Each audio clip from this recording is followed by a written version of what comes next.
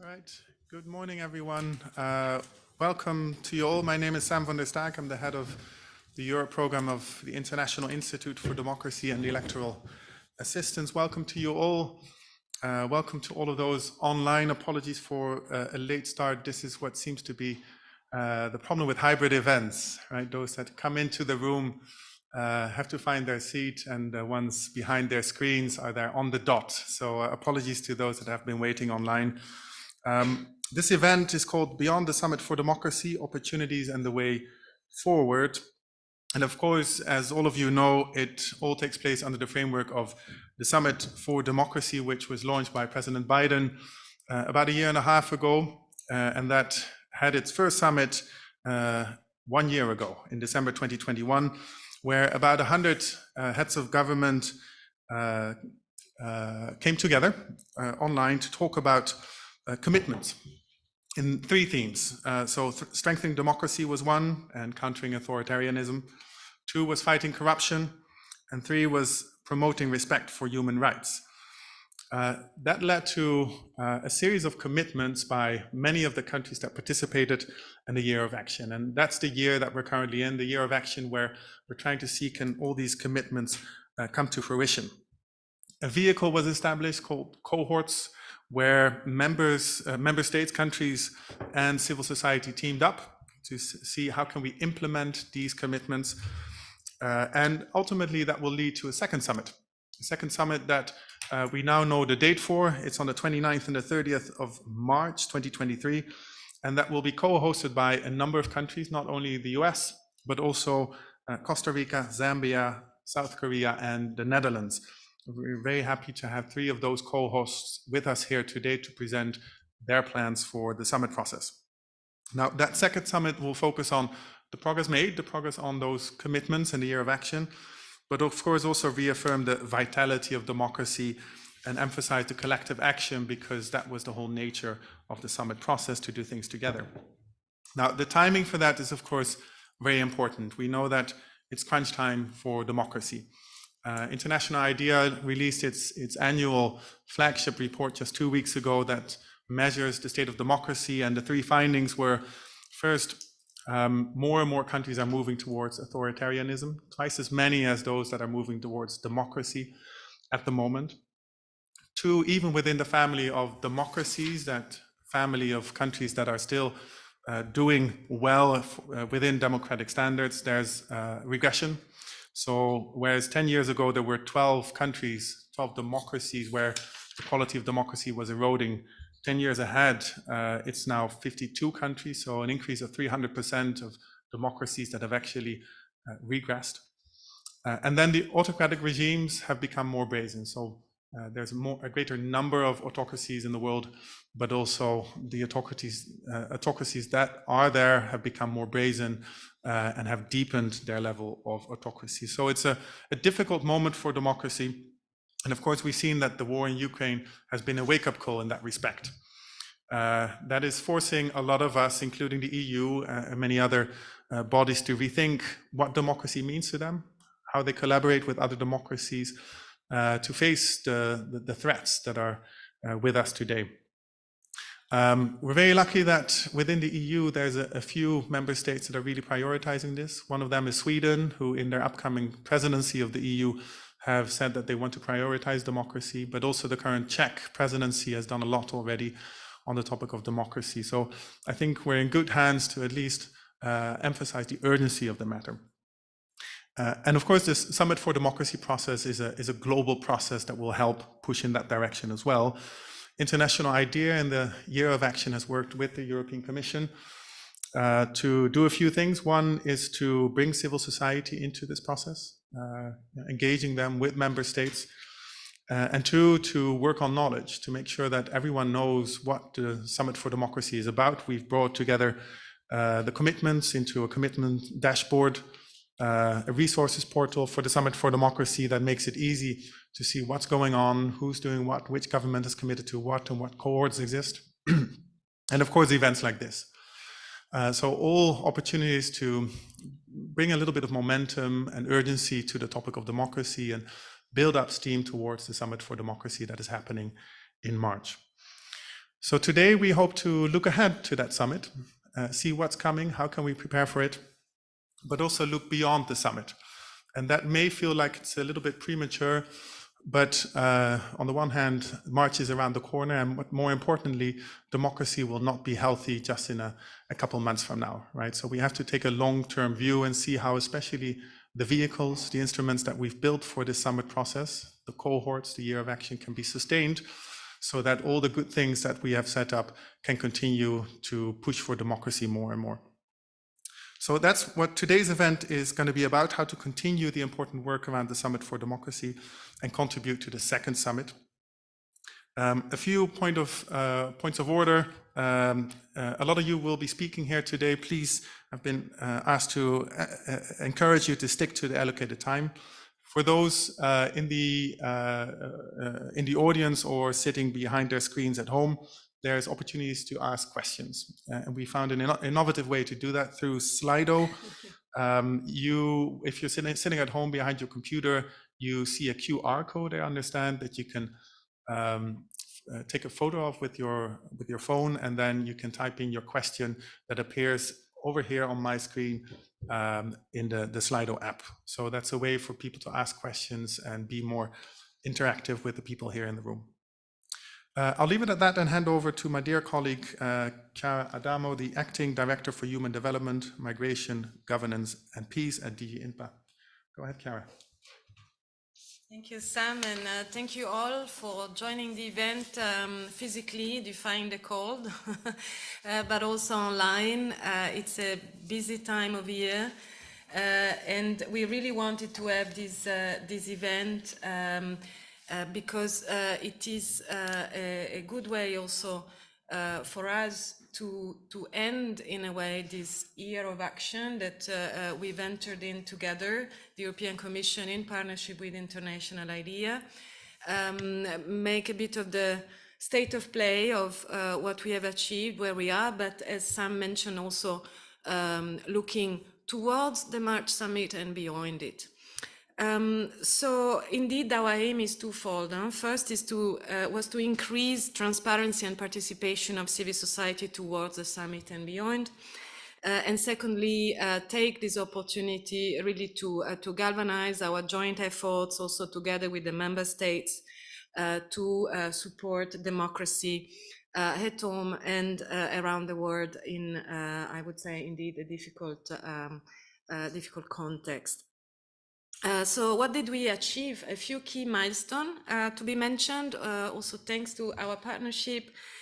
We have contributed to increase transparency and information on the Summit of Democracy with the development of a dedicated resource portal by International IDEA with news, events, commitments, democracy data, publication of relevance for democracy and for those engaging in the summit.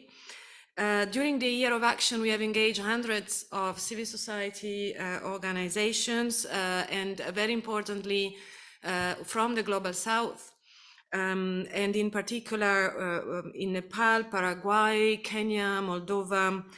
This action has really brought together civil society and governments to dialogue, to speak about their engagement to forward democracy. Young people's civic and political participation around the world has been a particular focus for us. This is really a top priority also for the European Commission. And in most countries where elections are held, you could observe that voter apathy is a concerning phenomenon and affecting youth, the youth cohort in particular. But we also observed that where positive actions were taken by governments, this is a trend that can be easily reversed. So if we take a couple of examples, Kenya's constitution set aside special seats for young members of the parliament. Nepal managed to register first-time voters, so young voters turning 18-year-old in the 3 months before the elections, which was a great achievement and a challenge for many countries. And youth voter turnout dramatically increased in countries like Senegal, Zambia, and Nigeria.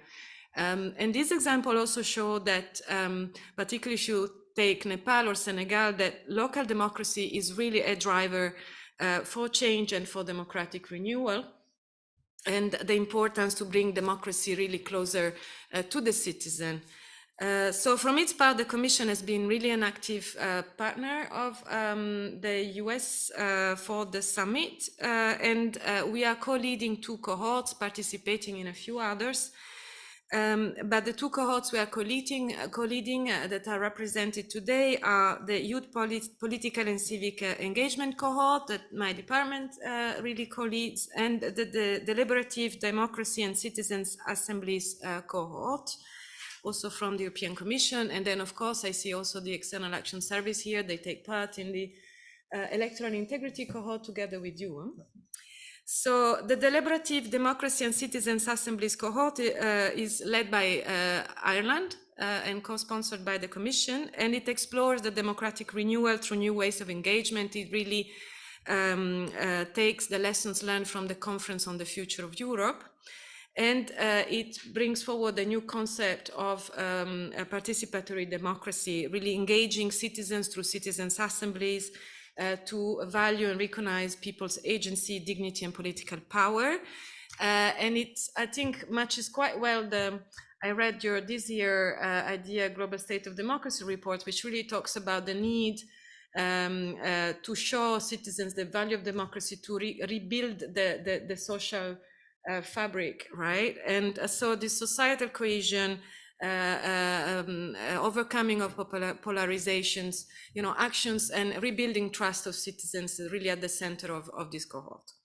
The other cohort, the Youth Political and Civic Engagement cohort, is now gathering some 50 different organizations from all around the world. I'm very proud of that, and I have the colleague chiefly in charge of that among the public, who made a very miraculous work in these few months. The Commission is co-leading this with Nepal and Ghana, but also with European Partnership for Democracy, very, very instrumental in this process, Africtivist, which is an African-based network of NGOs, and European Democracy Youth Network. So the work of this cohort is quite intense. It's putting young people at the center, and we are going towards 3 achievements. One is a menu of model commitments to bring to the leaders at the summit. And I see that this is something common to a number of other cohorts. It's a participatory work, which then should bring to the leaders potential commitments for them then to endorse and implement, but also resources and tools such as a handbook on successful youth participation initiatives, and last but not least, an index for youth political participation. So let me turn today to the guests and the incoming speakers, congratulate them for all the work and progress they have done in this year of action. And this is really the objective, as Sam was mentioning, of the conference today, to keep track of that, to exchange, to discuss the positive aspects, but also what we could do together beyond it. In the 3 panels today, we will look at the Summit for Democracy process and what it has added in terms of promoting democracy. We will also speak very much about the involvement of EU countries, EU member states, and you mentioned the Netherlands, who is one of the co-hosts of the summit. So we will have here a representative of the Dutch MFA to tell us more about it and their plans. You mentioned the Czech presidency, and indeed I also wanted to salute their really strong engagement during their presidency on democracy support, also in bringing forward transatlantic cooperation. And we all look forward to Swedish presidency, who put democracy, rule of law, human rights at the heart of their agenda during the semester. So to conclude, we will really continue to work together to push democracy support, to make sure that civil society is part and parcel of the discussions in the summit and beyond. Thank you. Thank you very much, Chiara. I think this is the end then of the opening session, and that will turn directly to the first panel. I'm looking at my colleagues to, yes, please, for the speakers, if you could come up to the stage, and we'll leave the stage, and I think we'll begin immediately. Thank you, Chiara. Thank you, sir.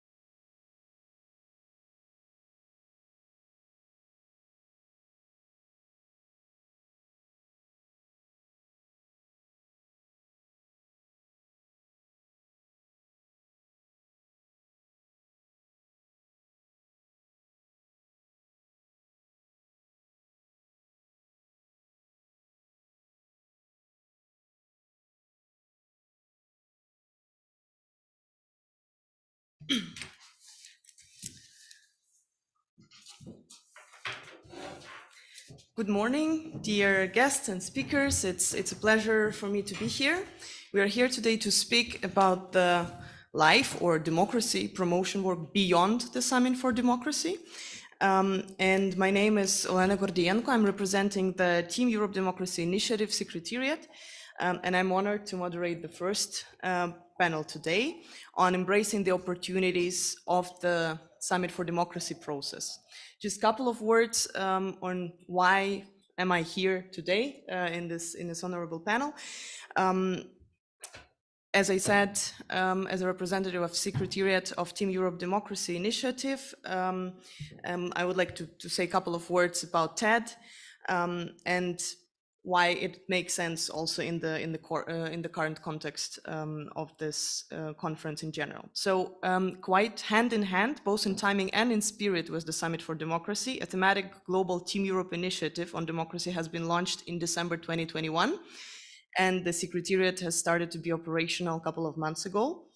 And the main goal of this initiative is to promote and strengthen democracy globally by bringing EU and member states actions together globally, and providing the platform for exchange, expertise, better longer-term vision, and alignment of priorities among the EU member states working with the challenges faced by democracies worldwide. So this is one of the examples of things beyond and parallel to Summit for Democracy, which is trying to bring value to this global process of fighting or counteracting the general democracy backsliding that has been mentioned already today and that we all know is unfortunately happening. So apart from the Team Europe Democracy, of course, a lot has happened in the last year, and today we would like to talk about the opportunities created in this year. After the first S4D held in December 21 and the agenda for democratic renewal being set globally, we are kind of in the middle of the year of action, which is expected to deliver on their commitments from governments with support and pressure from civil society and democracy support organization. We here would like to take a stock of what's been happening and how different groups perceive the challenges and the positive changes that have been brought by the summit and developments beyond. So did advocating for more ambitious and more accurate commitments by participating states became more realistic or easy or maybe even more desired by the governments? What have been the positive changes around it? What are the positive takeaways and opportunities that were created by the summit, including the work behind commitments and the work beyond cohorts? So today we are here with the great speakers. I would like to present you first. So we have Ms. Elia Tello, Acting Deputy Chief of Mission of US to the European Union. Mr. Paul Maassen, Chief Country Support from Open Government Partnership. Ms. Elisenda Balleste Bucho, Project Coordinator of the Global Democracy Coalition with the International IDEA. And online with us, hopefully we'll see soon, connected, Ms. Nchimunia Nadziwe, the Chief Specialist Legal Affairs from the State House of Zambia. Actually one of the countries hosting the next summit next year. So, Ms. Tello, would you like to start our discussion and offer your view on what has the S4D process already added in terms of promoting democracy worldwide? And how could countries further use the Summit for Democracy process to foster collaboration on democracy domestically, but also globally and internationally? Thank you. Thank you so much for the question, and thank you so much everyone for braving the cold to be here in person, and also for those of you joining online. I think this year of action that we have been working on, I think one of the things that all of us who are committed to democracy and are committed to these efforts has really allowed us to coalesce behind these ideas. We've had over 100 partner governments around the world that have taken meaningful steps to build more resilient democracies, to combat corruption and defend human rights. And we can see that in my own country, where this has been an opportunity for us to also take stock and to make those. And one of the things that I like to talk about is that democracy is not just a noun, but also a verb. And so how are we as individual citizens not only being more engaged in democracy, but also encouraging our fellow citizens to participate? We have seen the summit process also include partnerships with civil society, building broader, more regional partnerships through our intergovernmental focal groups, and where we are negotiating impactful declarations to be released for the next summit.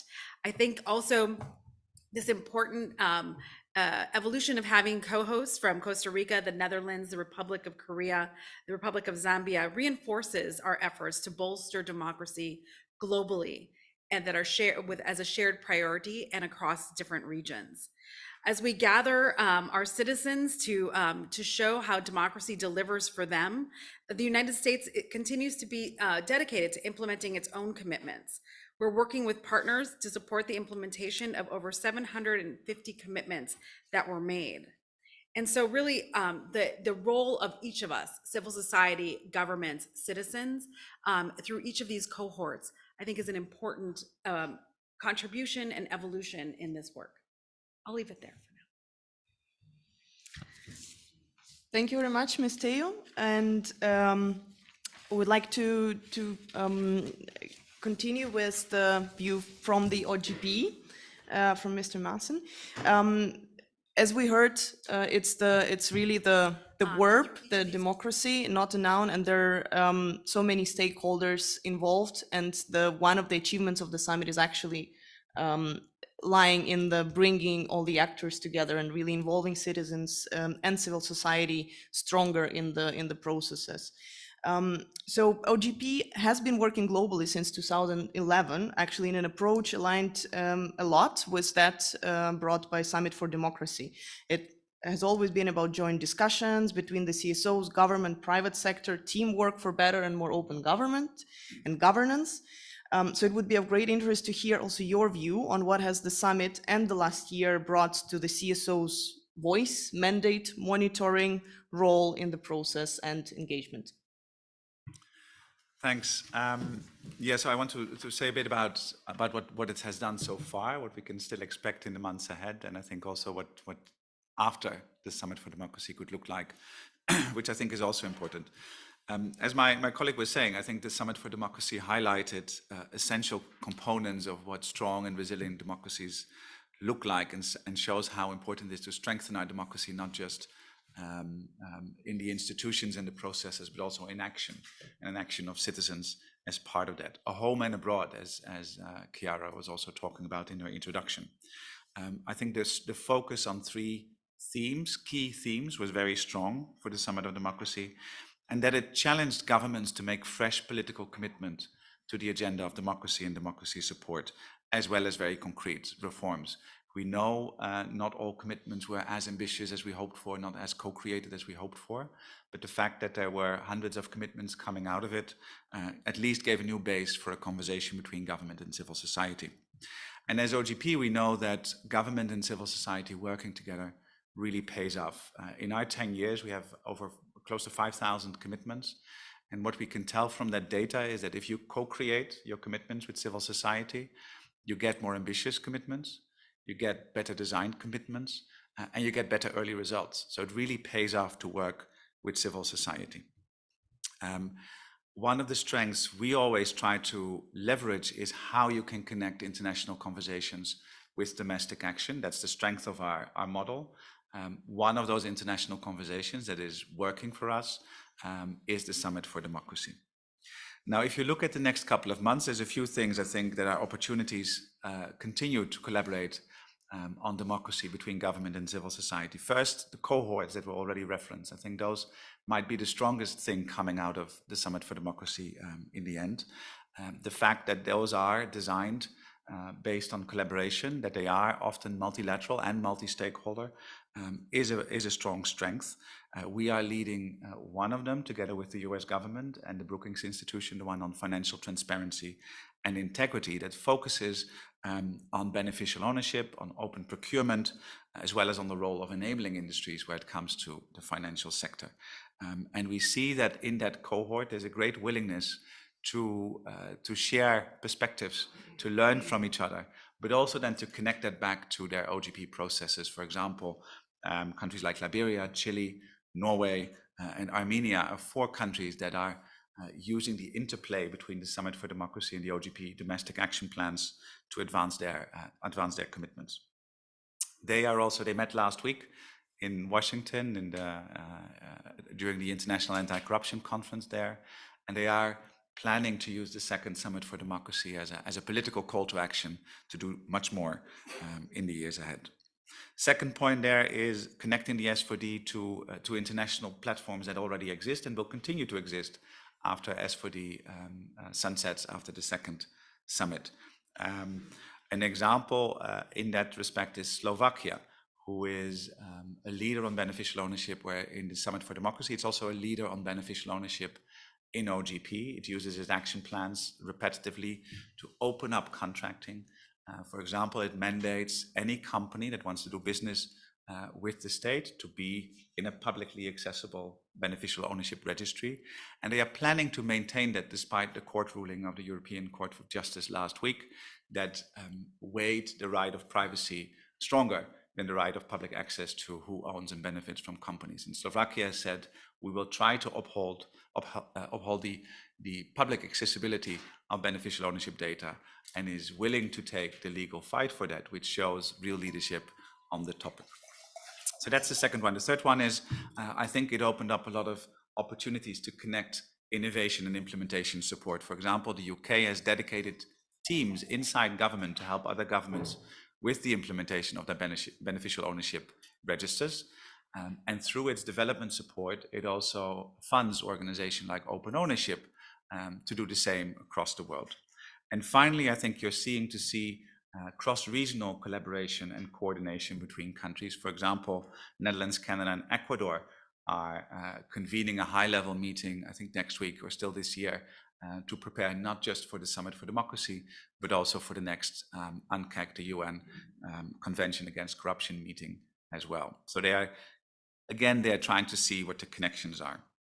Now, alongside those high-level political messages, I think it's really important to keep emphasizing the importance of meaningful input of civil society, which was not the strength of the first Summit for Democracy process. Going forward, of course, that has to really come in more strongly. And with that, I also want to make a reference to the EU evaluation that was released just yesterday, evaluation of their rule of law and anti-corruption work. And one of the recommendations in there was that with this important work around rule of law and anti-corruption, you should always take a country-focused approach, not a government-focused approach, because you really need to work with all the stakeholders in society to tackle these difficult problems. Final point I want to make is, what should we take forward beyond the second summit? Well, a couple of things that it really has given us already, right? The fresh political momentum and energy around this agenda, both democracy at home and abroad. So that's something we should keep. I think there still is a need for a global coalition of strong leaders on this topic. I think the fact that the second summit is co-hosted with Zambia and the Netherlands and South Korea and Costa Rica is really important. I hope that's something we can continue going forward, with also a strong role for the EU leadership. Also, something coming out of that evaluation was that the EU needs to play a stronger leadership role globally when it comes to rule of law and anti-corruption.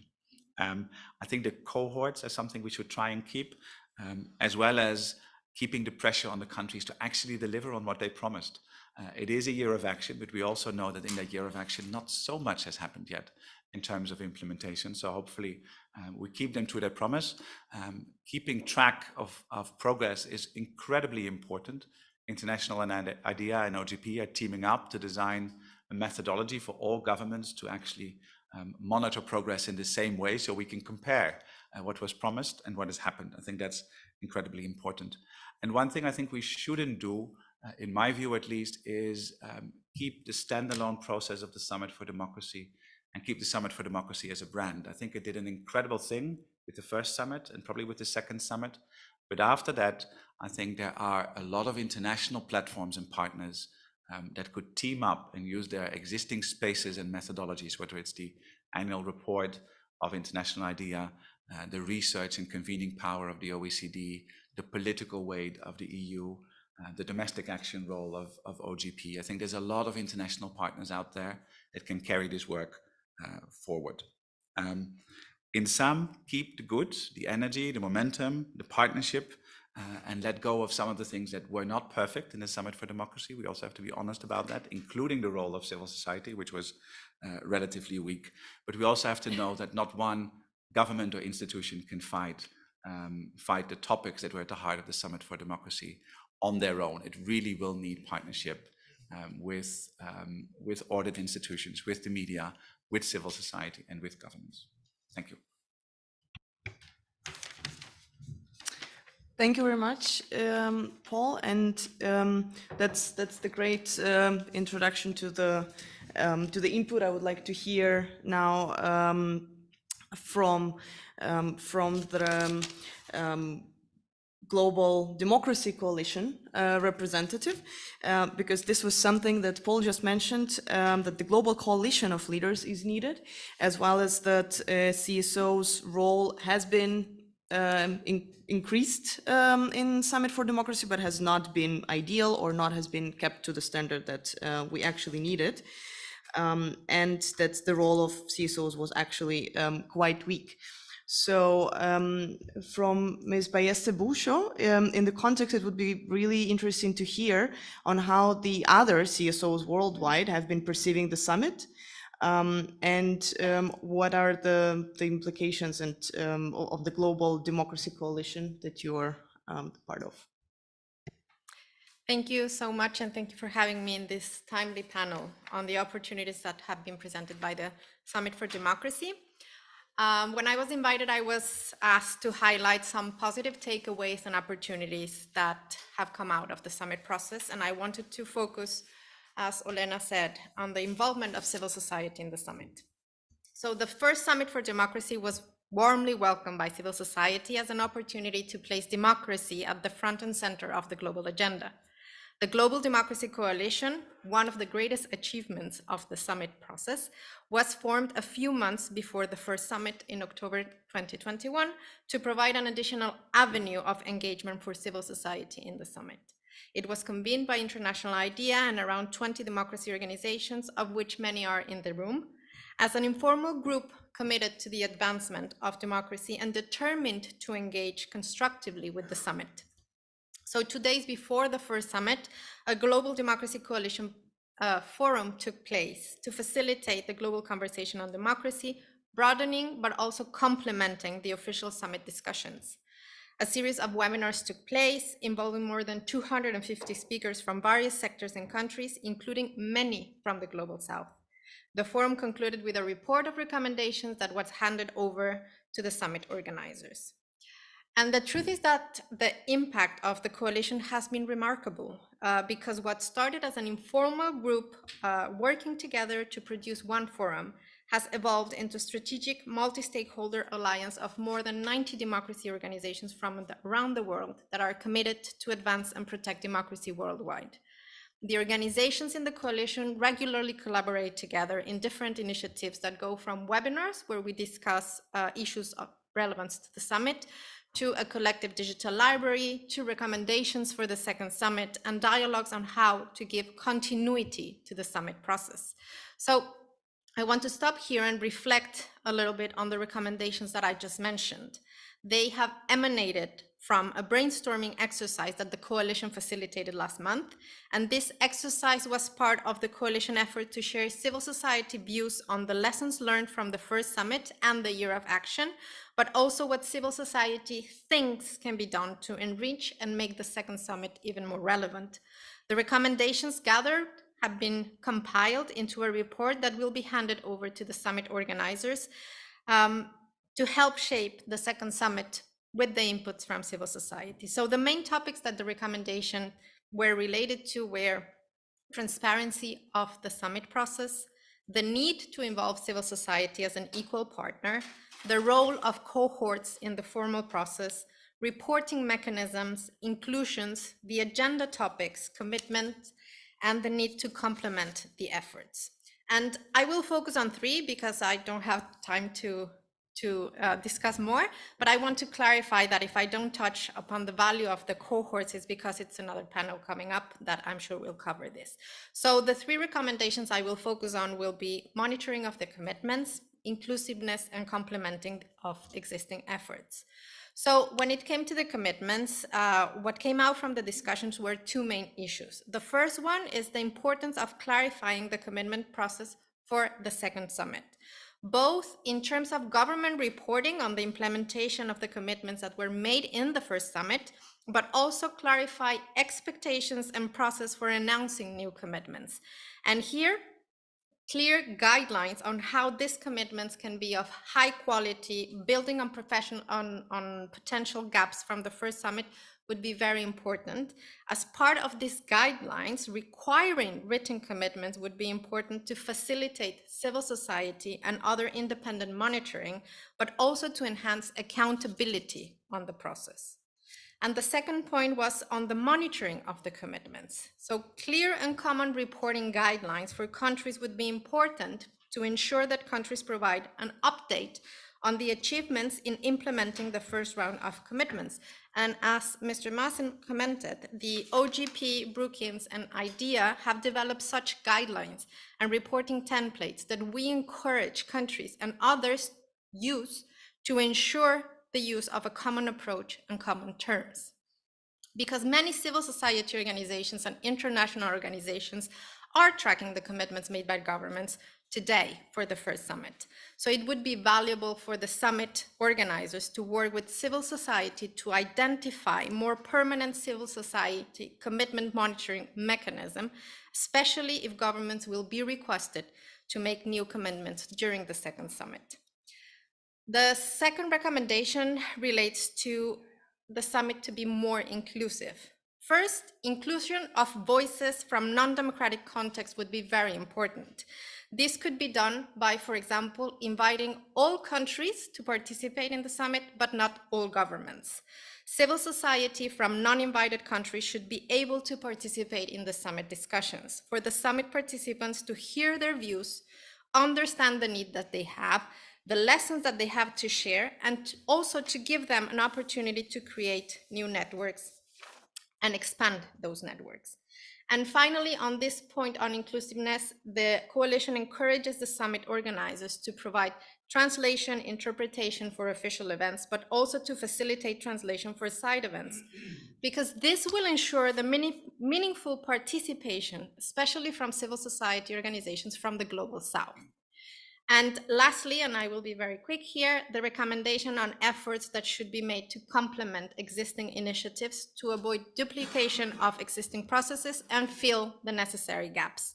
And here I want to stress, because I believe it is one of the most positive things that came out of the summit process, is the palpable willingness and openness from the summit organizers to sit civil society organizations at the table.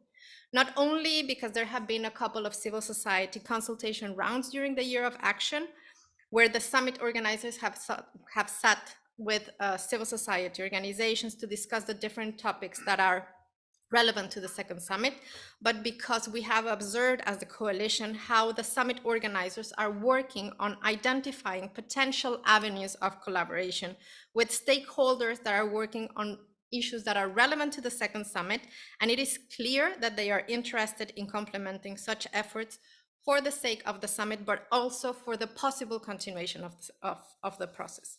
So these are very broadly some of the positive aspects that we can observe have happened with civil society in between summits, but I will leave it here as my time is up, but happy to engage in the Q&A. Thank you.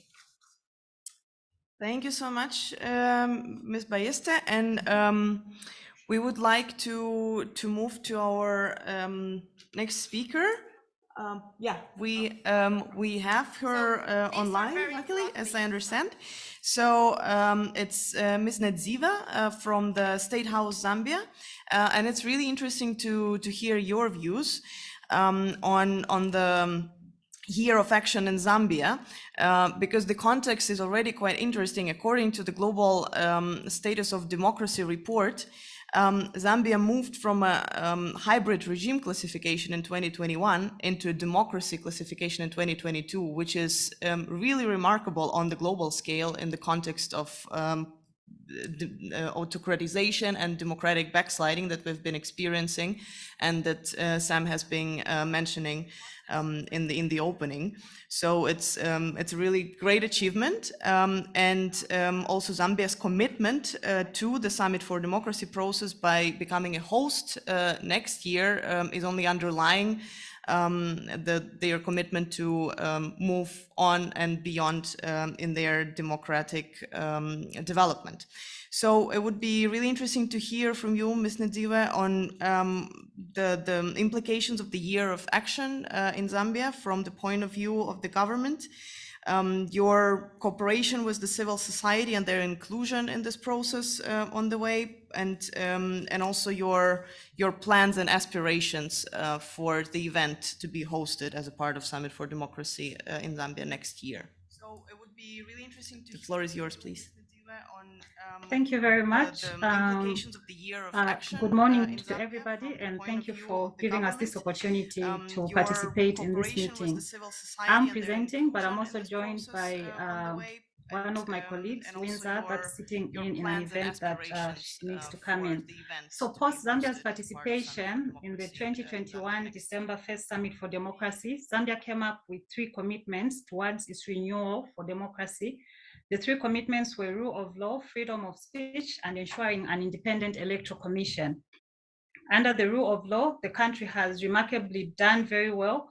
And that's how we have moved from a classification of almost being an autocratic country to one that is ensuring that it upholds its democratic tenets. Zambia has been in the process of ensuring that it amends all rules and laws that had been promulgated towards the 2021 elections that were really put in place to do away with the opposition political participation and civil society participation pre-election. And most of those rules have been amended to ensure a free and a fair playground for civil societies and opposition political parties. Zambia has also ensured its commitment towards freedom of expression, media, and speech by amending all laws that have been impeding on people to freely express themselves, and also opposition political players in expressing dissent to a sitting president or sitting government. One of the remarkable steps that Zambia has taken in its upholding democracy under freedom of expression is amending the laws on criminal defamation of the president, which have been used by many governments in the past to prevent people or other opposition players and civil societies in giving their own dissent or opposing views to a sitting government and a sitting president. So for us, this is a very good win to the fight for freedom of expression and upholding the rule of law. One other step that Zambia has taken in ensuring that it keeps to its commitments that were made under ensuring an independent electoral commission is by ensuring that the independence of the electoral commission by sponsoring it in every activities that it has undertaken post-elections, as well as ensuring that the commission was kept intact. No members were victimized that were left by the previous government at the electoral commission until a few whose contracts came to an end, but we have ensured that the electoral commission remains independent and that they are free to carry out the activities with the full support of the government. Another step that Zambia has ensured, that has taken to ensure its renewal towards democracy is ensuring an all-represented Human Rights Commission. Our Human Rights Commission has been inclusive of different members of the society. We have women well represented on the commission. We have youths that have been well represented on the commission, as well as persons living with disabilities, which was not the case in the previous regime. Coming to the summit, the second summit for democracy, Zambia is one of the co-hosting countries with the Netherlands, South Korea, the United States, as well as Costa Rica.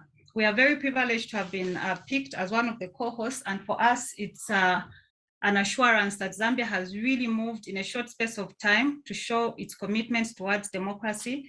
So the summit is going to be a 2-day summit, as already alluded to by the first and second speaker. Zambia is going to co-host other 16 African states. The first day is really going to be a virtual meeting between all participating heads of states, as well as the other 4 co-hosts. The second day is going to be a hybrid of events, some online and some in-person meetings. And our theme is really centered on free, fair, and transparent elections in Africa. Why free, fair, and transparent elections in Africa? Zambia believes that the mode of choosing a leader is the beginning of democracy for us. The birth of a leader in every country shows whether or not this country is going to uphold tenets of democracy. So we believe that elections, free and fair elections, are very important in underscoring democracy in every country. And we believe that where free and fair elections are held and the leader is acceptable in a country, it's easy for the country to participate globally and locally, as well as in the region, when it comes to upholding democracy.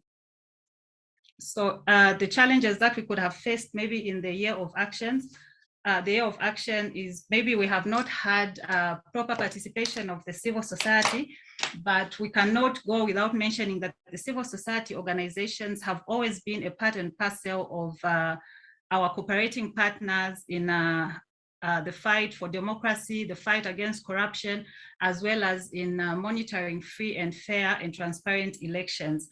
However, we have fully engaged the civil society organizations in our planning and preparations for the second Summit for Democracy, and they are going to be part and parcel of our panelists and as well as presenters and discussants in the during the 2023 March Summit for Democracy.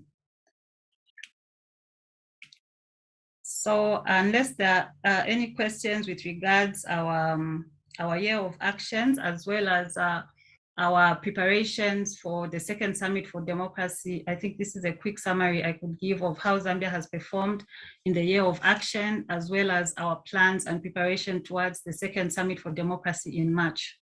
Thank you.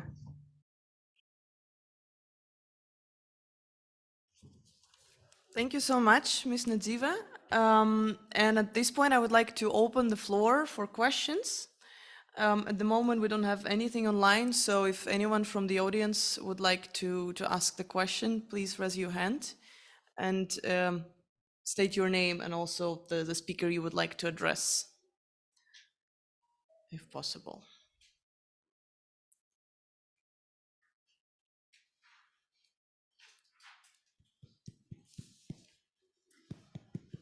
Could I ask a question? There are no questions from the audience?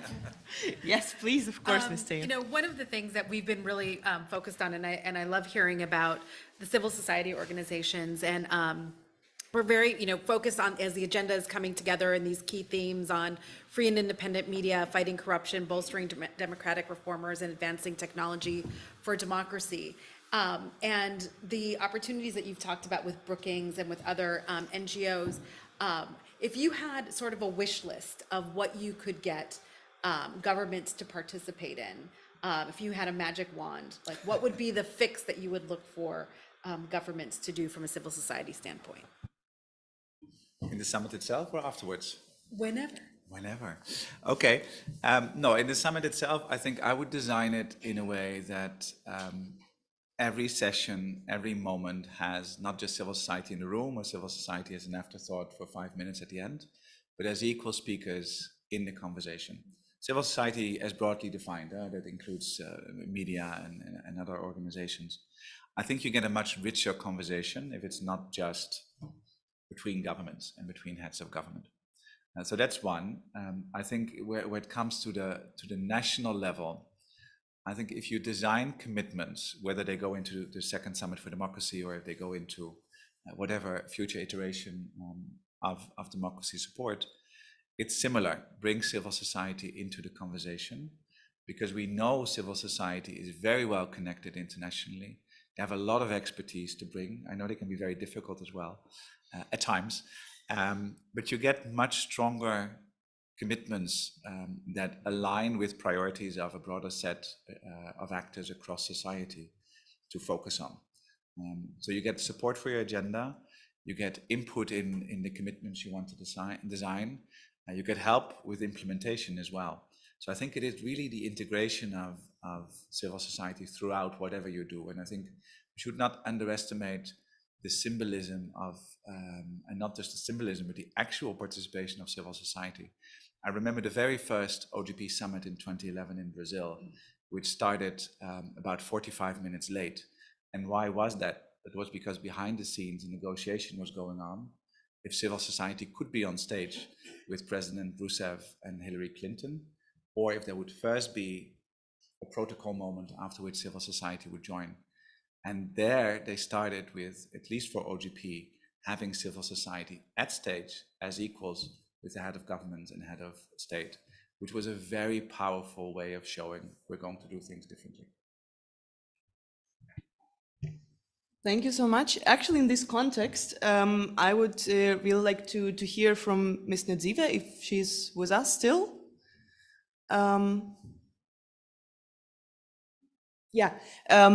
Whether you've been already thinking about the ways of including the civil society better, more, because you also mentioned that so far you saw that the participation was limited and you would really like to include them more as partners in the fight. So in the context of preparation for the next Summit for Democracy event in Zambia, whether you've already been thinking through the ways of engaging them better, having them at the table, and whether some negotiations with the CSOs have been happening regionally as a preparation for it. Okay, thank you very much. Firstly, civil societies have been engaged and have been our cooperating partners when it comes to issues to do with human rights, transparency, accountability, and the fight against corruption. However, specifically when it comes to the Summit for Democracy, this is when we've really engaged the civil societies. So we have a meeting, I think it should be on the 17th of this month, I think this week on Friday. We have a meeting with about 8 civil society organizations that we hope to take part and participate in the second Summit for Democracy. The response has been good, and we hope that they'll buy into our theme and our agenda, and that they're going to bring to the table their valuable collaboration and ideas towards our planning for the second Summit for Democracy in March. Also, I must mention that civil societies have been involved and have worked closely with the government when it comes to issues to do with monitoring of elections, and also providing reports post-elections of how the few elections have been held, and how human rights were upheld, say, during the period preceding and post-elections. So they have been a part and parcel of the government's cooperating partners, and we've collaborated with them on many issues surrounding democracy. Only that this is when they've been brought on board with regards to the Summit for Democracy. And their response has been very overwhelming and positive. So we hope that post the 17th of December, they fully come on board in the preparation stage of the summit, the second Summit for Democracy. Thank you. Thank you very much. That's really great to hear, and all the luck and success to you with this endeavor. I think we had a question from the audience. Marlon, please. Thank you very much for being part of this conversation.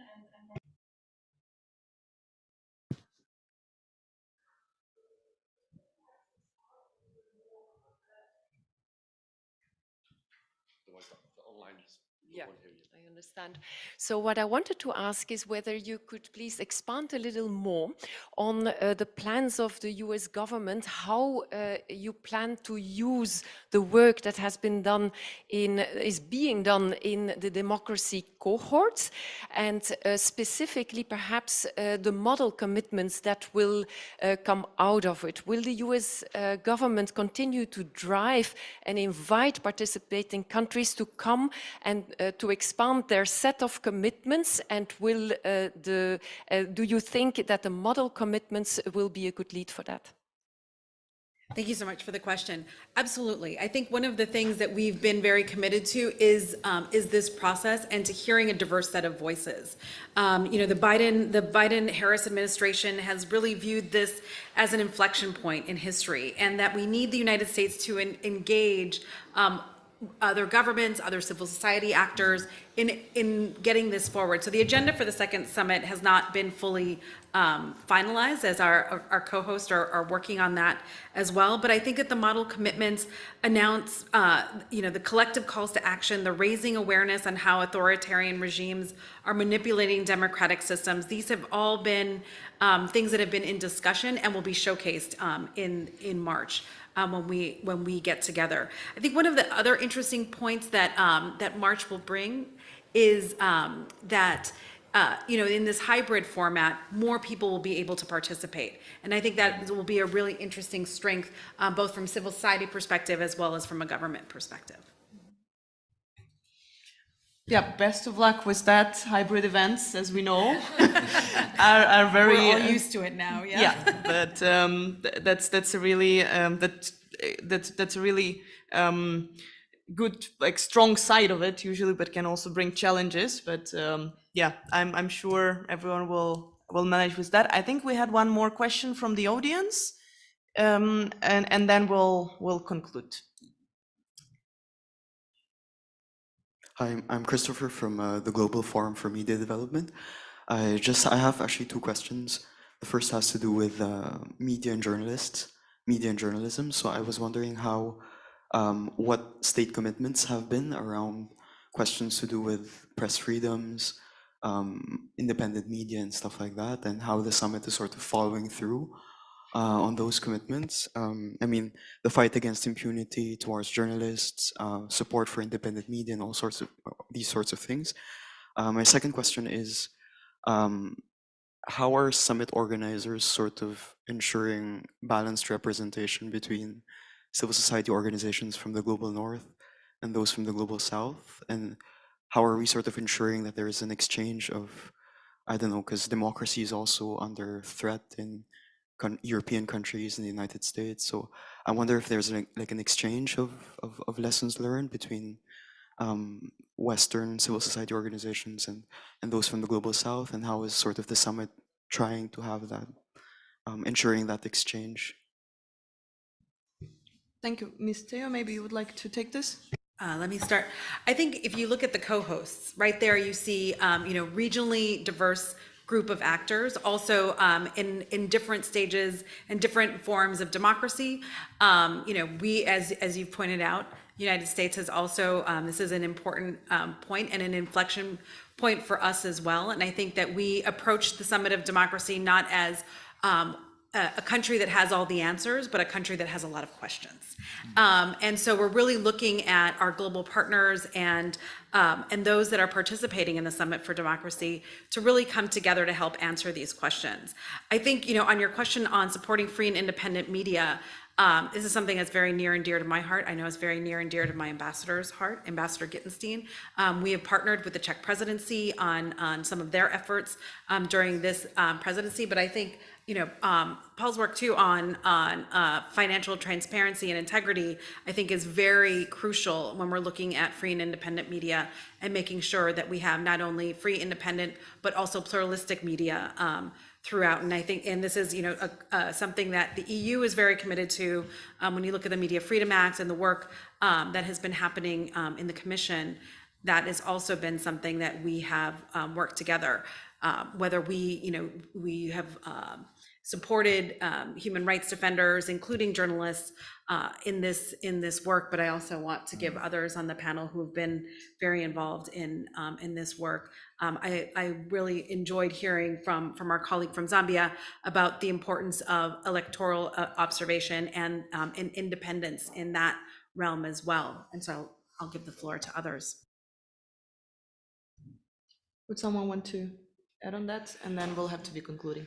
Yeah, no, specifically, I think on the, I think which is very interesting, that you need a mix of voices whether it's government and civil society or different countries, to really understand this, right? I think the most important thing when it comes to strengthening democracy and democracy in action is actually that that honest realization, like you were just sharing, that this is something not just you can do abroad, you have to do it at home as well. And if you have that mindset, I think then you become a trustworthy and an authentic partner in this work. Some of the strongest examples I've seen in OGP of peer learning is not the traditional north to south, but it's actually south to south or south to north. I think that mindset that you can learn something from everyone is a really important part of this process of strengthening democracy.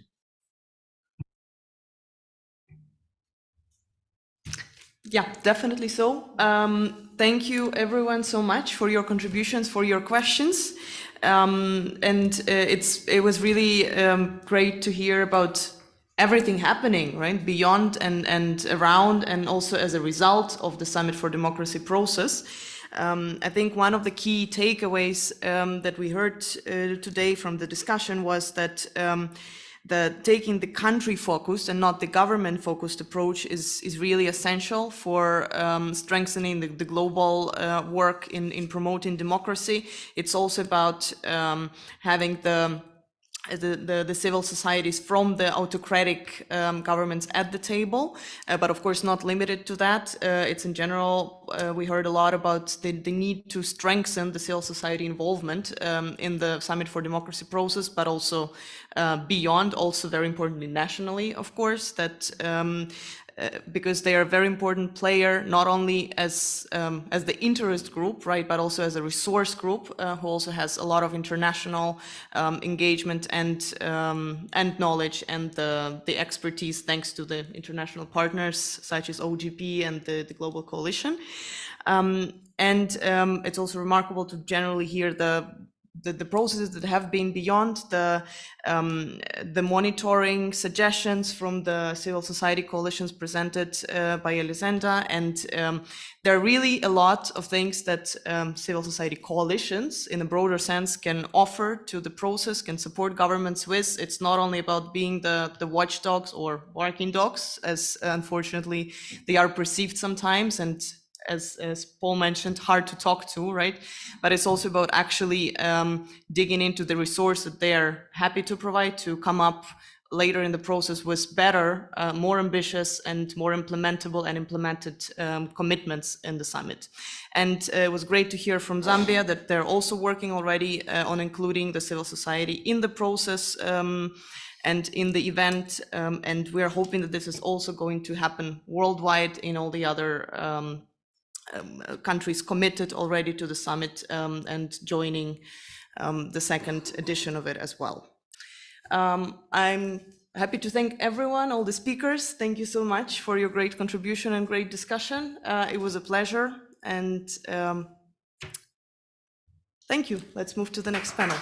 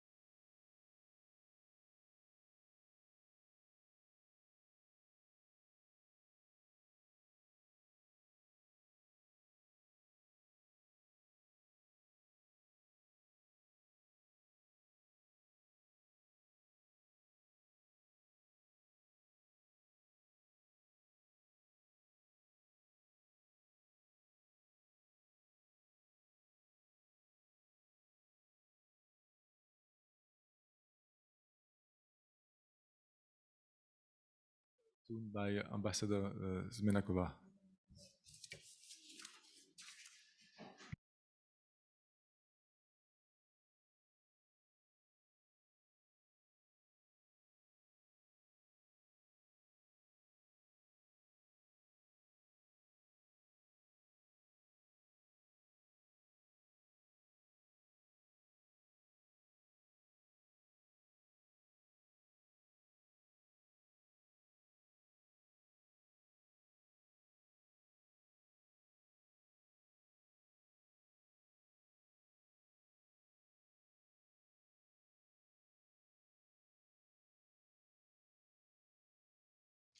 So I think as we are a little already behind schedule, we should start, all the more as one of our panelists who is online will have to leave us a bit early. So I think it's time to start this session on basically trying to look a little bit beyond the next summit and see how this initiative will have an impact over time.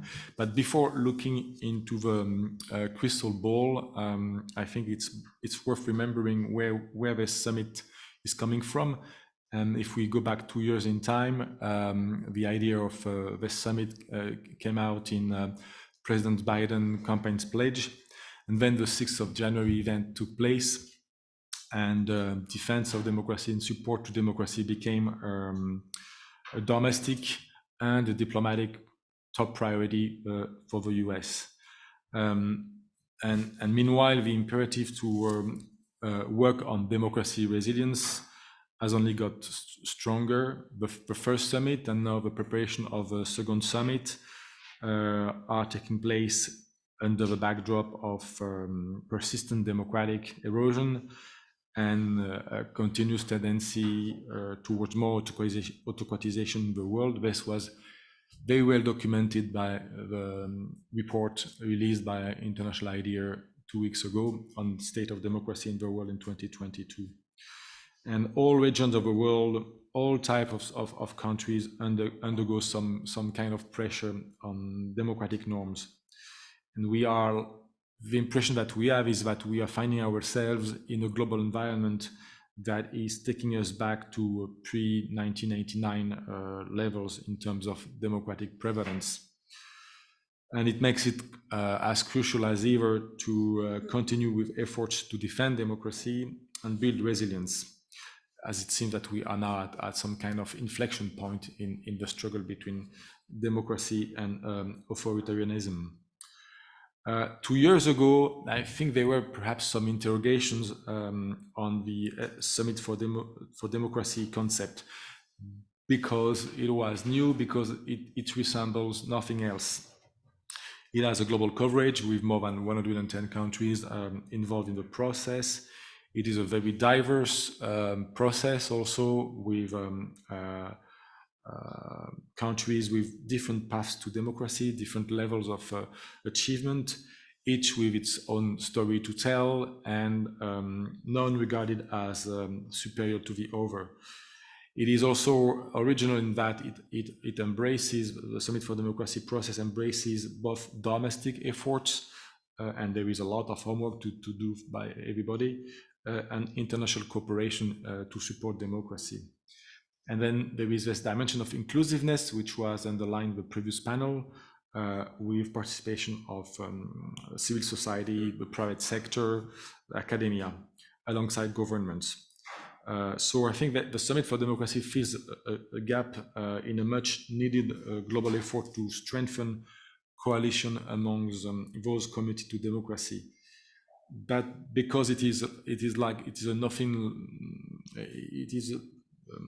like nothing else initiative, this makes the Summit for Democracy process a rather complex and arduous one to put in place.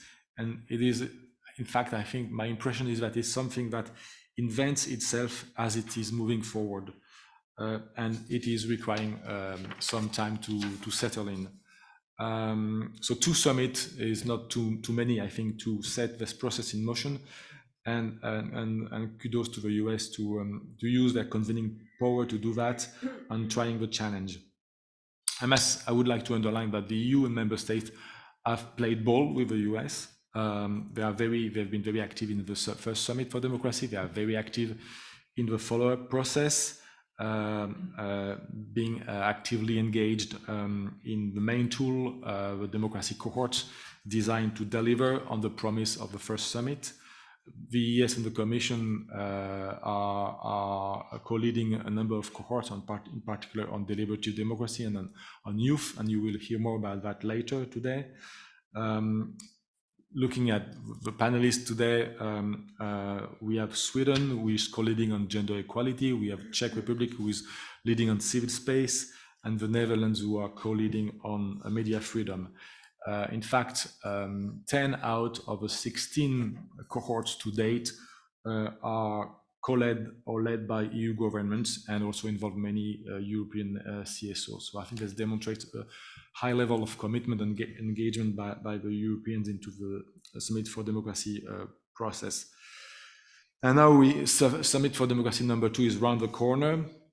The cohorts are going full steam. Concept notes have been done. Launching events have taken place. The desired or expected outcome of these cohorts are being developed. And what is clear to us is that all this investment should not be lost. It's imperative not to lose the momentum that has been created, and ensure that these multi-stakeholders coalition will have an impact beyond Summit for Democracy #2. And this is also because the trend that we are witnessing in the world of democracy erosion are not going to go away anytime soon. These are long-term phenomena, and they require persistent engagement and effort to counter them. And in this respect, I see the fact that the US have called 4 countries to co-host the second Summit for Democracy as an indication of the desire to see these efforts initiated under this process continue to exist and to bear fruit after March next year. And also to show that defending democracy is a shared responsibility requiring collective action and collective ownership. And I think the balanced regional approach struck by the US emphasizes the global remit of the Summit for Democracy. and I think the summit can bring the global attention that the challenge requires.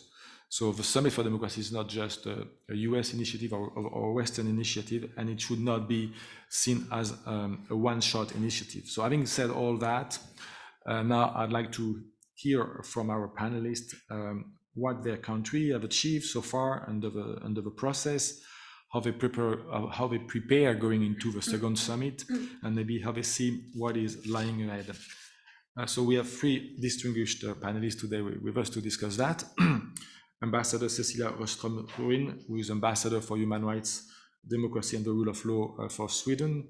Ambassador Jitka Latal-Znamenáková, who is a PSC Ambassador for Czech Republic. And Gerard Steegs, who is the Director for Multilateral Institutions and Human Rights at the Netherlands MFA. So Ms. Röström-Ruin will have to leave us a bit earlier, so maybe I will start with her and give her the floor.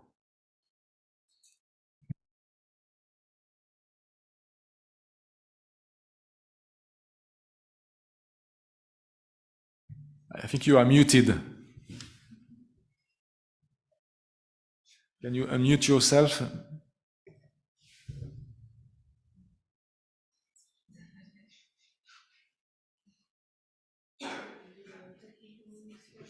Yes, looks good. Thank you. Can you hear me now? Yes, perfect. Thank you. Oh, and welcome. Sorry. So thank you very much, moderator, and thank you to International IDEA and the organizers for providing us with this important opportunity.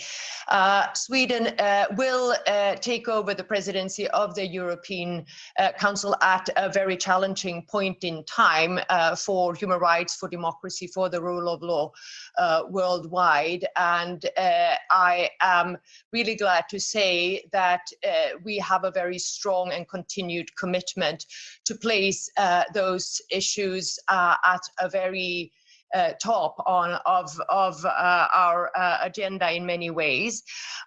We see also that the European Union has a crucial role to play when it comes to defending the values that we all stand for. So that will be guiding our presidency. To mention three main priorities for us in the presidency, which are clearly linked to the Summit for Democracy process. One is strengthening the European Union as a global democracy actor, where, of course, the midterm review of the EU Action Plan on Human Rights and Democracy will take place during our presidency, and we very much look forward to an inclusive and a very constructive process focusing on strengthening the implementation of the action plan. And in that regard, as has been mentioned, Sweden has commissioned International IDEA to conduct a civil society consultation and compile a report with recommendations on EU external democracy policy and action, which we hope will also inform a very inclusive and active discussion on how the European Union can strengthen its role. This report will be presented at a launching conference in Brussels on January 31st. A second strong priority concerns human rights defenders, and a third promoting work on anti-corruption, which is also contributing to strengthening respect for human rights, democratic principles, and the rule of law. As for the summit process, Sweden initially very much welcomed the initial initiative by the US Biden administration, and we remain strongly committed to the process. We are ourselves engaged in many ways, but one is through co-leading the cohort for gender equality as a prerequisite for democracy, together with Romania and Georgetown University Institute for Women, Peace and Security, and where, again, International IDEA is serving as a secretariat. So again, thanks to IDEA for that role. It is obviously very important that the second summit coincides in time with our presidency, and also with a regional meeting that will be hosted by the Netherlands.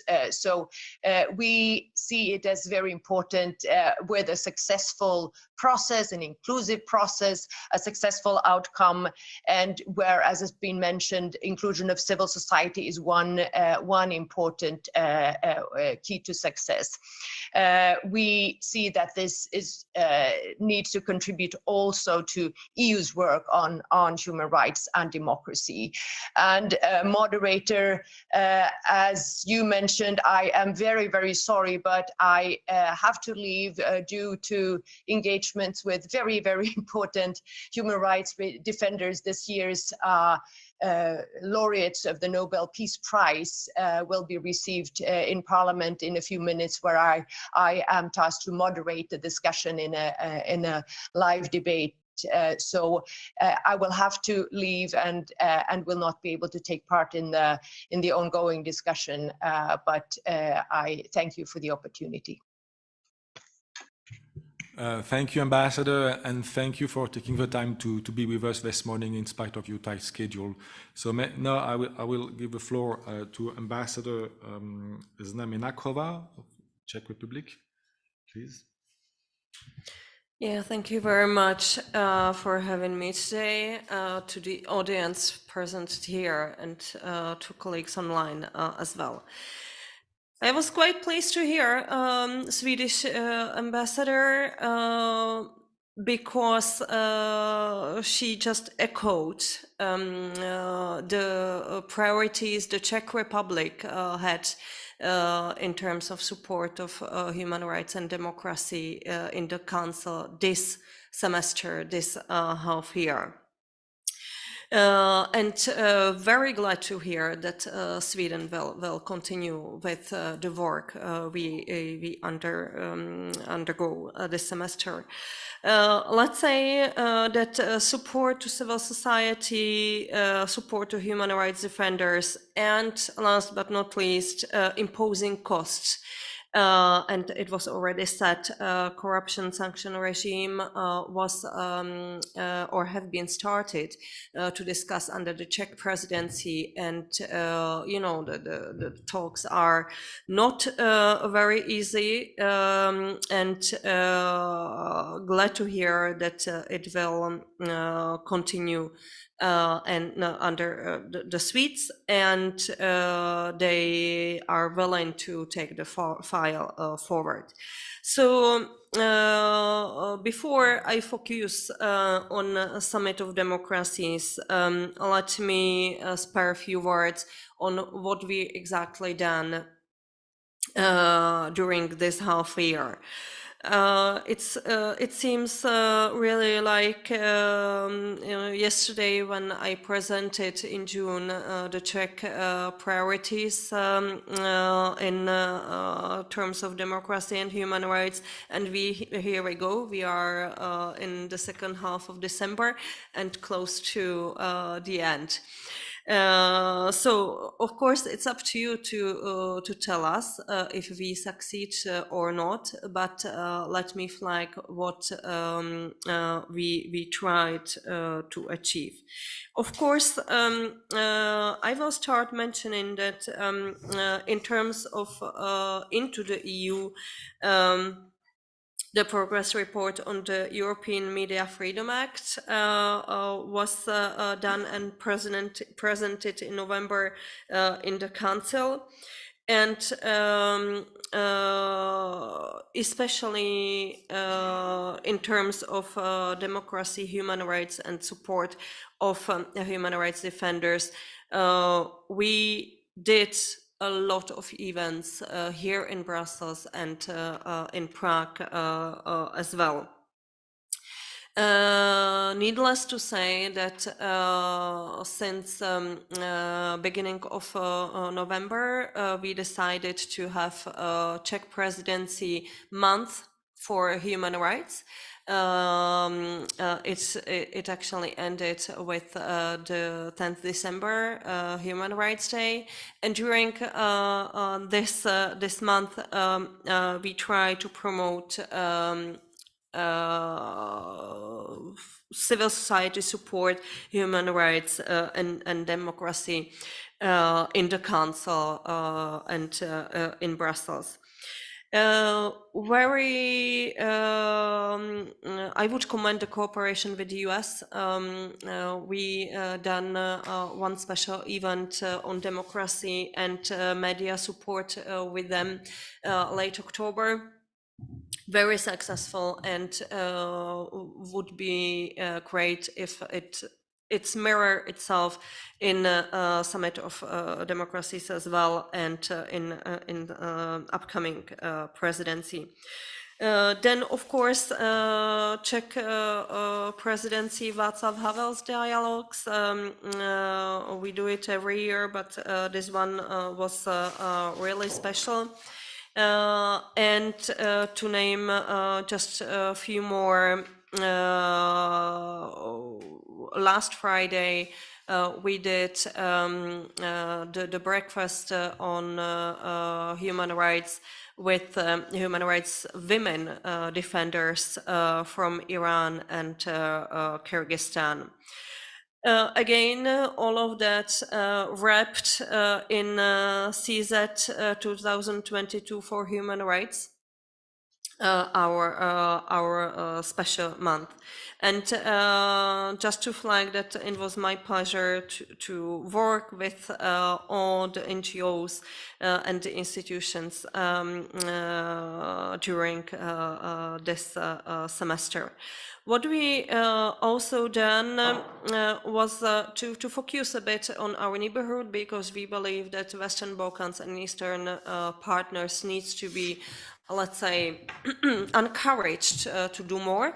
So in Prague, civil society from Western Balkans met.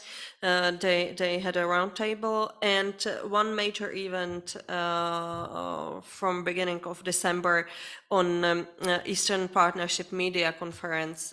It used to be a tradition to have one each year, but was interrupted by COVID. So here we go again, and media, free media from our Eastern partners gathered in Prague. Beside that, on bilateral basis, we continue with, let's say, our transition promotion program. Of course, out of record, but we help human rights defenders and civil society with some really concrete technical details like visa.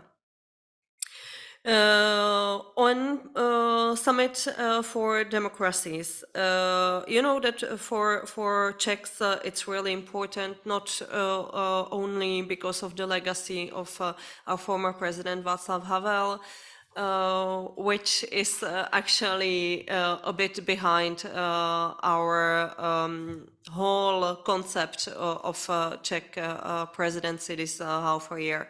His ideas and democracy support. It's really, you know, steering the whole Czech presidency. So we are committed, of course, to participate at the next summit. As you know, the Czech Republic leads a part on civic space. Jointly with Norway, and just let me reassure that we are committed to continue. From practical point of view, we held one meeting of the cohort in October. The second one is planned for 14th December, which is tomorrow. And of course, there is a work plan towards the summit. We still think that Summit for Democracies is an excellent idea, which provides space actually to talk about particular issues, which was already, I will not give you the comprehensive list, it was already much was said. One point to really assure you of the Czech commitment, yesterday at the Foreign Affairs Council, my minister actually demanded a point on human rights. To have it as a symbol and signal that we really, as a council, care about human rights being actually violated on daily basis in so many countries, especially in Iran right now. So he intervened during the council on human rights issues. He mentioned exactly Iran case, but also Russia, Belarus, and other examples. And to end a bit on our Czech pet projects, we focus a lot on support of free media. I mentioned already the Eastern Partnership Media Conference, but in general, we really think and we support the free media, or what left of it in Russia and other regimes. Therefore, for us, it's quite important what's going on in other parts of the council. You might know about the FIMI toolbox, foreign interference, manipulation, and formation. And let's say it's another word for countering disinformation. It provides a space for free media support as well, but at the same time, it provides space for imposing costs. And let me say a few words on that one too. Right now there is a discussion in town. Where is the fragile balance between imposing costs on disinformation and propaganda and freedom of speech. I think that we got clear examples in recent months, especially in terms of Russian aggression against Ukraine and the strong Russian propaganda, which we can see in media. And believe me, as a Russian speaker, I can assure you that it's really sometimes painful to hear and read. We managed to ban several Russian TV channels in the EU, and I believe that it's the right track, and we should focus more on propaganda. I really hope that the 9th sanctions package will be agreed as soon as possible. Because there are some more. So this is just one part, countering disinformation, imposing cost and propaganda, and of course strategic communication of the European values, European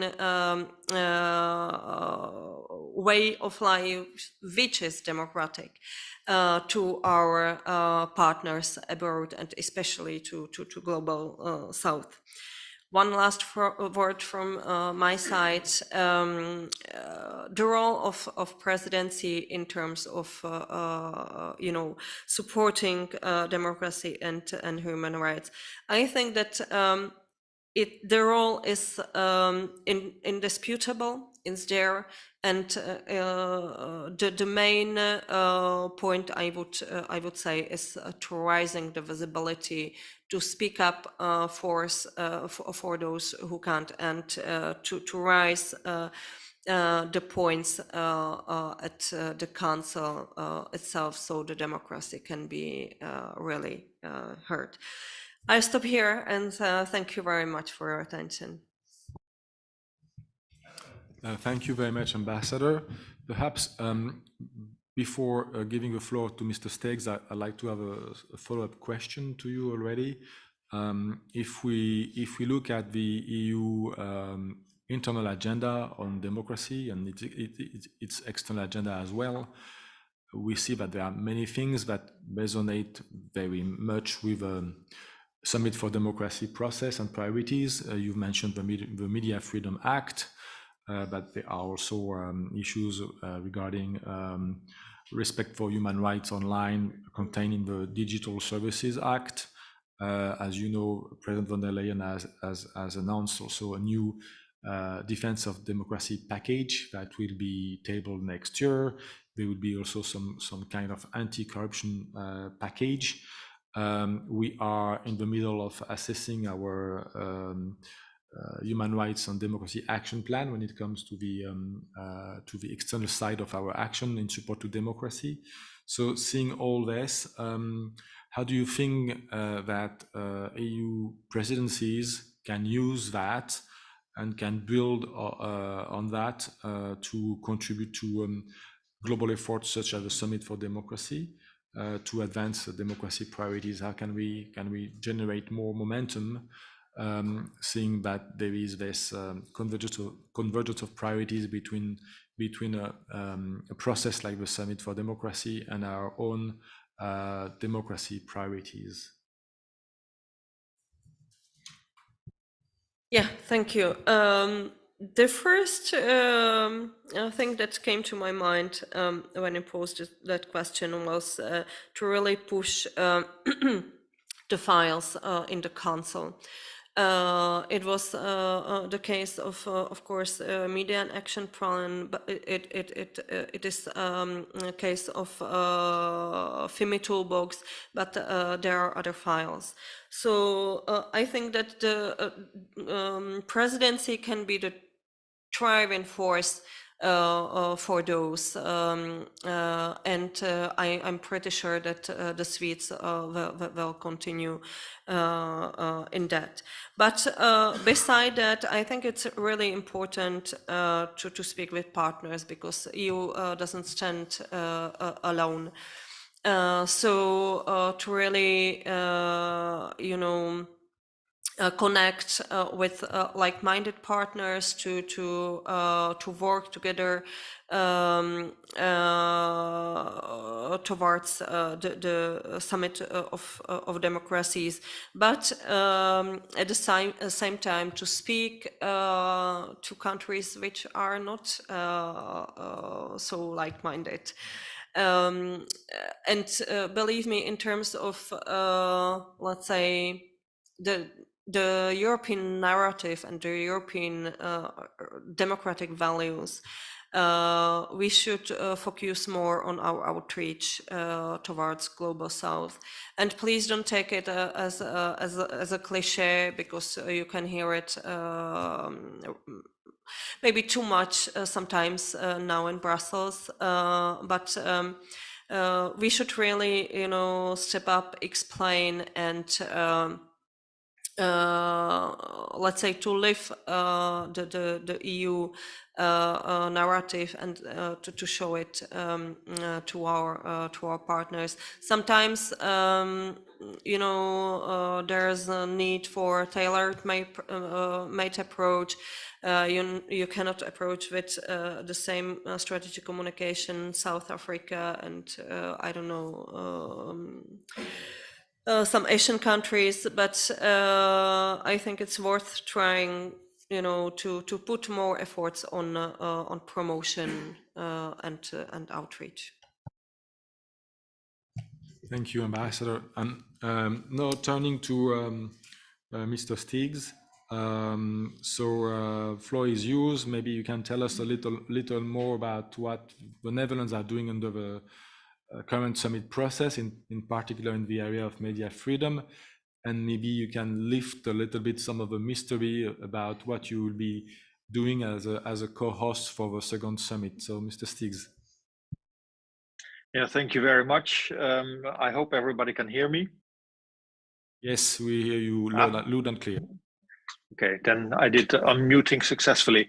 Well, thank you very much for the opportunity. Thank you for moderating this, and also thanks to the fellow panelists and IDEA to give this opportunity to talk a little bit more about how we are preparing for the second Summit for Democracy.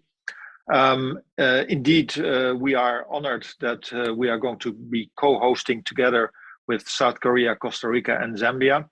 Our part of that will be the organizing of an event in the Netherlands, a 2-hour event that will be basically centered around media freedom.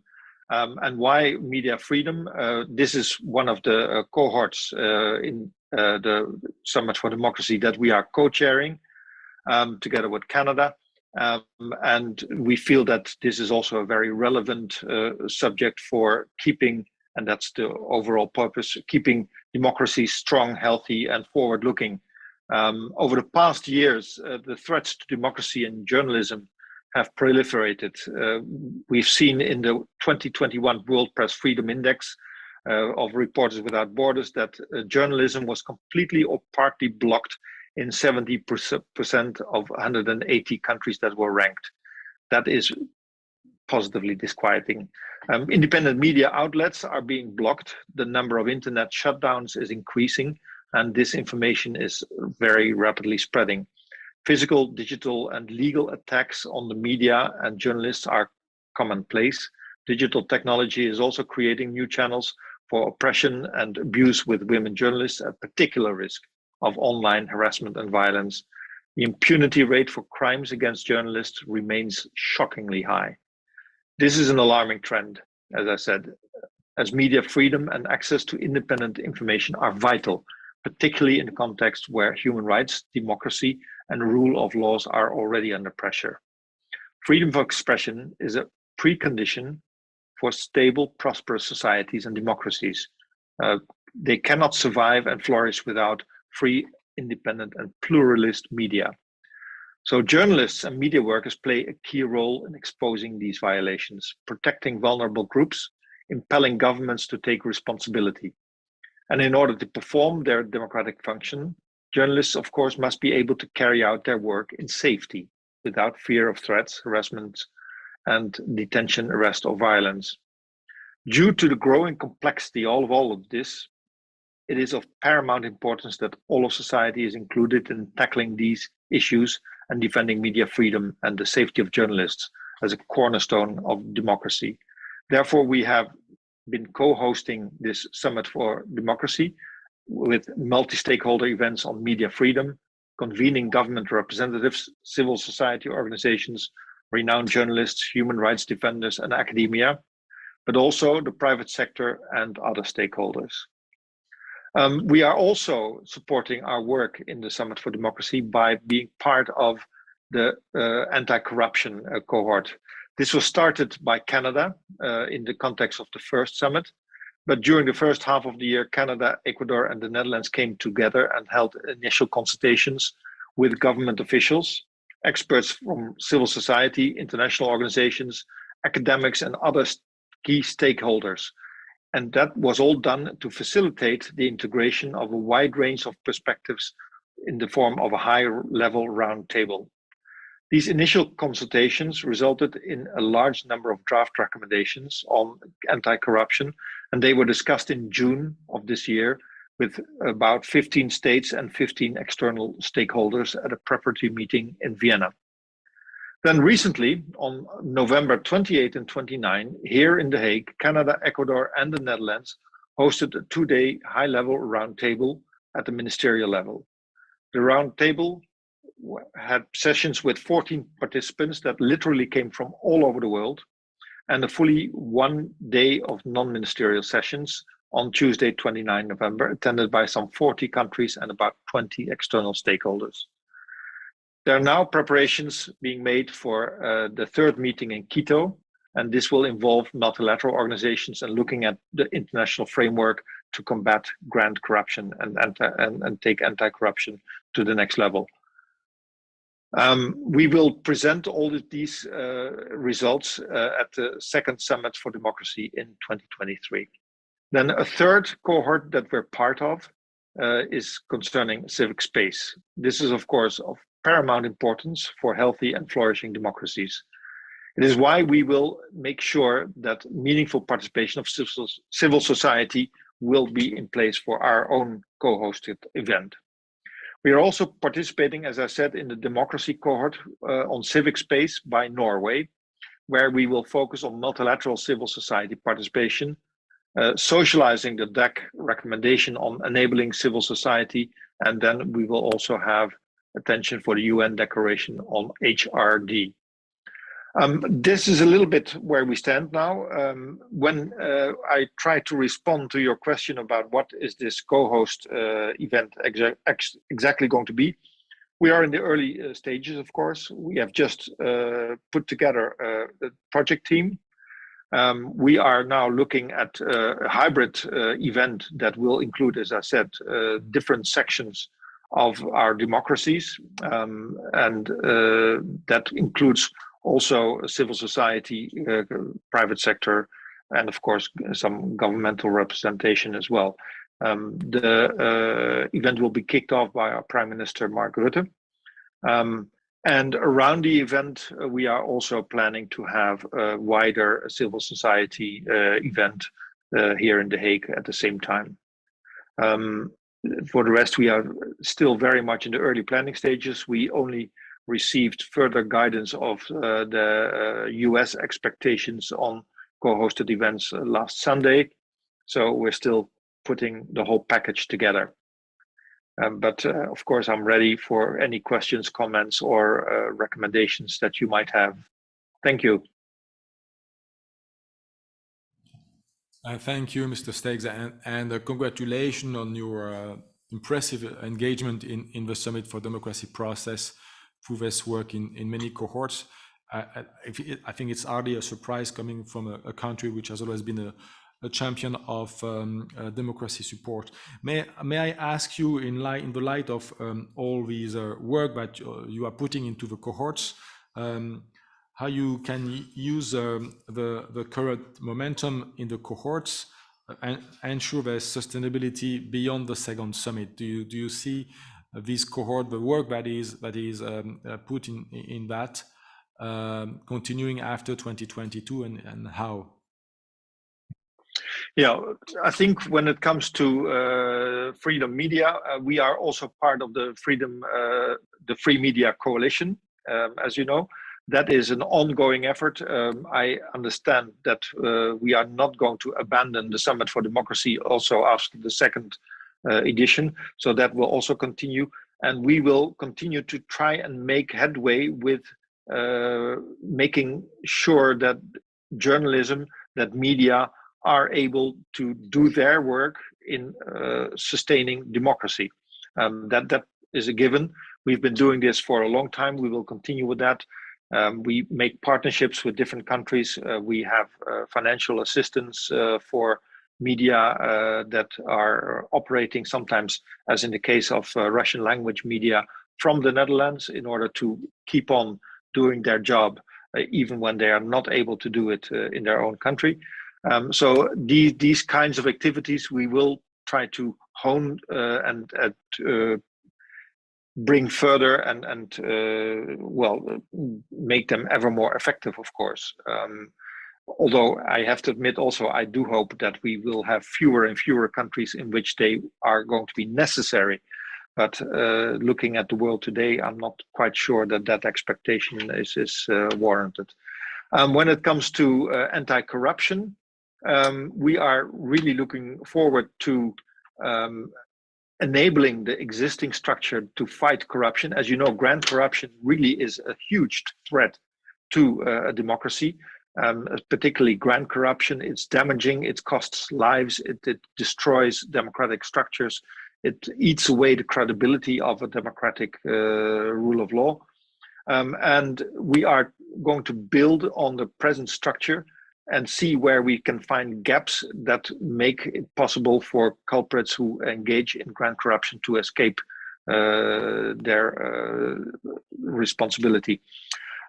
So that would mean that we are looking at possible new mechanisms that we can develop, prosecutor offices that are enabled to internationally assist countries that want to prosecute particular groups or entities that engage in grand corruption, but also assistance to build capacity in country situations, as well as help investigative forces to find out what exactly has been going on. So all these things are subject of further discussion. As I said, we are going to have a meeting in Quito where we take a good look at the value that the multilateral institutions can bring to the table there. And I hope that in that way we can indeed do more and more to push back grand corruption as a threat to societies, to democracy. And as far as the civic space cohort in which we participate concerns, led by Norway, we will continue to fight for civic space. It is sometimes part of legislative efforts, making sure that they have a reason or the ability to exist. Sometimes it's also assistance on the ground to enable civil society to indeed do their work in a proper way. We have a quite large program in the Ministry of Foreign Affairs under the development cooperation part, and we will continue to make our contribution to sustaining the role of civil society in making democracy healthy and agile. Thank you. Thanks a lot. And can I also add another question to you? In this fresh new role as a summit co-host, I understand that you're very much focused currently on what to do on the 30th of March next year. That could I ask you to speculate about what kind of follow-up you would foresee on your side after the second summit? Maybe I realize it's a little bit early to ask, but maybe it's already part of your conversation with the US of how to follow up after March of 2022, so 2023, sorry. So maybe you have some ideas that you would share with us on that. Yeah, no, we're still working out all the kinks in how we're going to do this particular second summit. But I imagine that we will continue our cohorts, and that will be the continuity of the summit for democracy as such, going towards probably indeed a third summit that will come after the second. But truth be told, we have not specifically addressed this either domestically or in our conversations with the US administration. But my almost sure assumption is that the cohorts will continue also beyond, and that the cohorts will continue to be action-oriented, make a difference on the ground. All the cohort meetings I've attended so far are to a large extent very practical also, looking for things that we can actually do to make whatever the subject requires indeed happen and bring the issue forward. So these cohorts, is my sincere conviction, will continue in that action-oriented way. Thanks a lot. And maybe now there are questions from the audience here. Trying to, yes, here, please.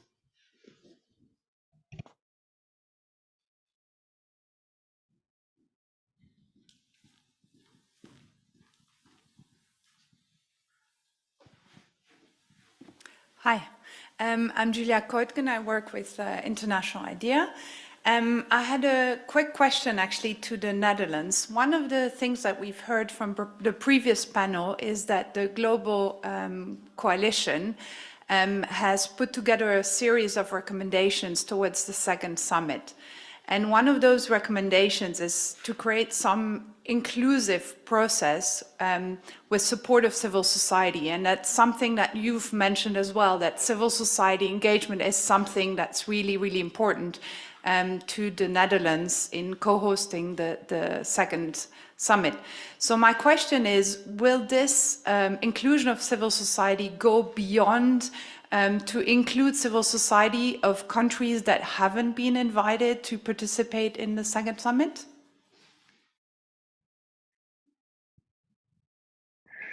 Yeah, you really come to the tricky questions right away, I must admit.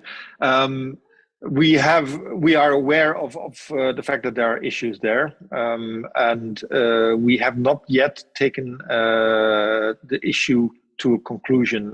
This is also something we want to discuss with partners, but we'll keep you informed as we progress in the decision making on this. I can't tell you anything more at this stage. I'm sorry. Thank you first of all to the Netherlands for shouldering and co-hosting this and your role there. all the three topics are really important, and I believe that as European Commission, we will definitely be able to support and we can continue that bilaterally. One thing springs to mind, we are coming forward with the new instrument and mechanism for early warning and monitoring for the enabling environment of civil society with some very substantial programs. So happy to continue on this practical conversation. But the question I had is a bit continuing on the colleague from International IDEA, how to ensure that the summit is inclusive enough. And as you might know, we put a lot of importance in ensuring also that within civil society, the youth cohort, so the young people can have a role and really participate, and not only in a tokenistic way, really, being able to sit at the table. So I wonder whether there is also an interest on your side to build this in the summit itself, in the panel sessions, etc. A very good question, and it really also ties in with our long-standing tradition of enabling youth representatives to travel with Dutch delegations to UN meetings and other meetings that are relevant for their perspective. So we will continue that engagement also with the preparations that are underway now for our co-hosting of the second summit. I mentioned also that looking forward, we can take already note of the fact that there is going to be the Summit of the Future in 2024, which will indeed address a wide spectrum of issues that are important to future generations. I imagine that whatever we tackle, we do that also with a particular perspective on that Summit of the Future and how that is going to indeed help future generations safeguard a world that's worth living in. So yes, we will engage definitely also with youth and young generations. Thank you. We'll have a last question from the audience because we are already eating at the coffee break time. So please, Jean. Thank you very much, Fabrice. I just wanted to share a feedback from the youth participation cohort in line with the questions that Julia raised. Julia was wondering if CSOs from countries that were not participating states in the Summit for Democracy would be involved. Actually, within the youth participation cohorts, there are some CSOs and grassroots and youth-led organizations from countries which are not participating states, which are included in the youth participation cohort, first of all. And secondly, amongst the various events that were taking place in the framework of the youth participation cohort, we had some events which were organized by IDEA, the current program, the STED program. We also had other events which were organized by EDIN, the European Democracy Youth Network, which is supported by USAID, NDI, IRI. And one of the events was taking place in Budapest. And of course, it was funded by USAID. It was not a governmental event, but it was a CSO and also political parties representatives from Eastern Europe mainly, also from Ghana. We also had Ghanaian youth representative from the Youth Leadership Parliament of Ghana who joined the event. But just to share that, it was more inclusive than expected, maybe. Thank you very much. Thank you, Jean. I think we have to conclude here. It's great to see all this work that is going into the summit follow-up and the preparation. I think, as I said earlier, it's very much a learning by doing process. In the beginning, I think there was going to be one summit, and then it became 2 summits, and then now it is a summit co-hosted with 4 other countries. So we see that the concept is evolving, and I really do hope that it will continue to evolve over time, because I think the visibility that a summit gives to the need to support democracy is very important. And I'm sure that everybody is always focused on what's going to happen next week or next month. But I think as we will be getting closer to the second summit, the conversation will also look into what's next. And it will be very interesting to see how this initiative will unfold in the future. So thanks a lot for the panelists. Thanks a lot for your time and your insights. And we conclude this session now. Thank you.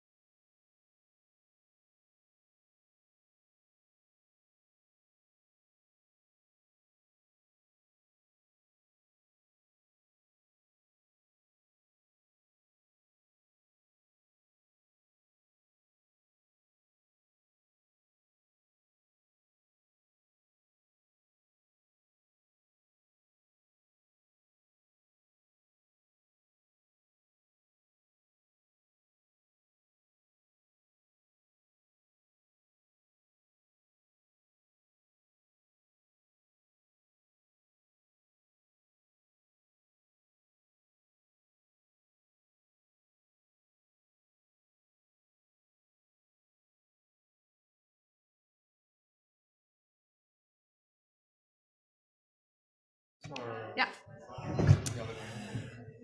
Okay, I think we can start again.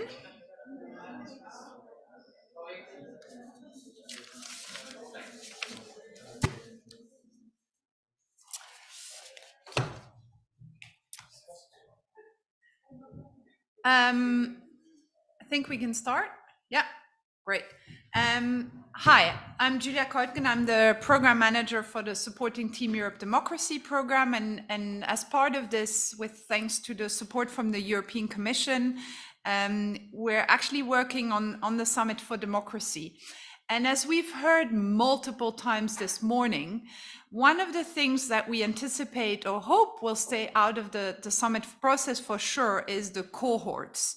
As already was mentioned this morning, the cohorts are these multi-stakeholder initiative which focus on different issues. And these issues go beyond the three main pillars of the summit, which are human rights, anti-corruption, and authoritarianism, fighting authoritarianism. And it's one, of course, of the great achievements of the Summit for Democracy process.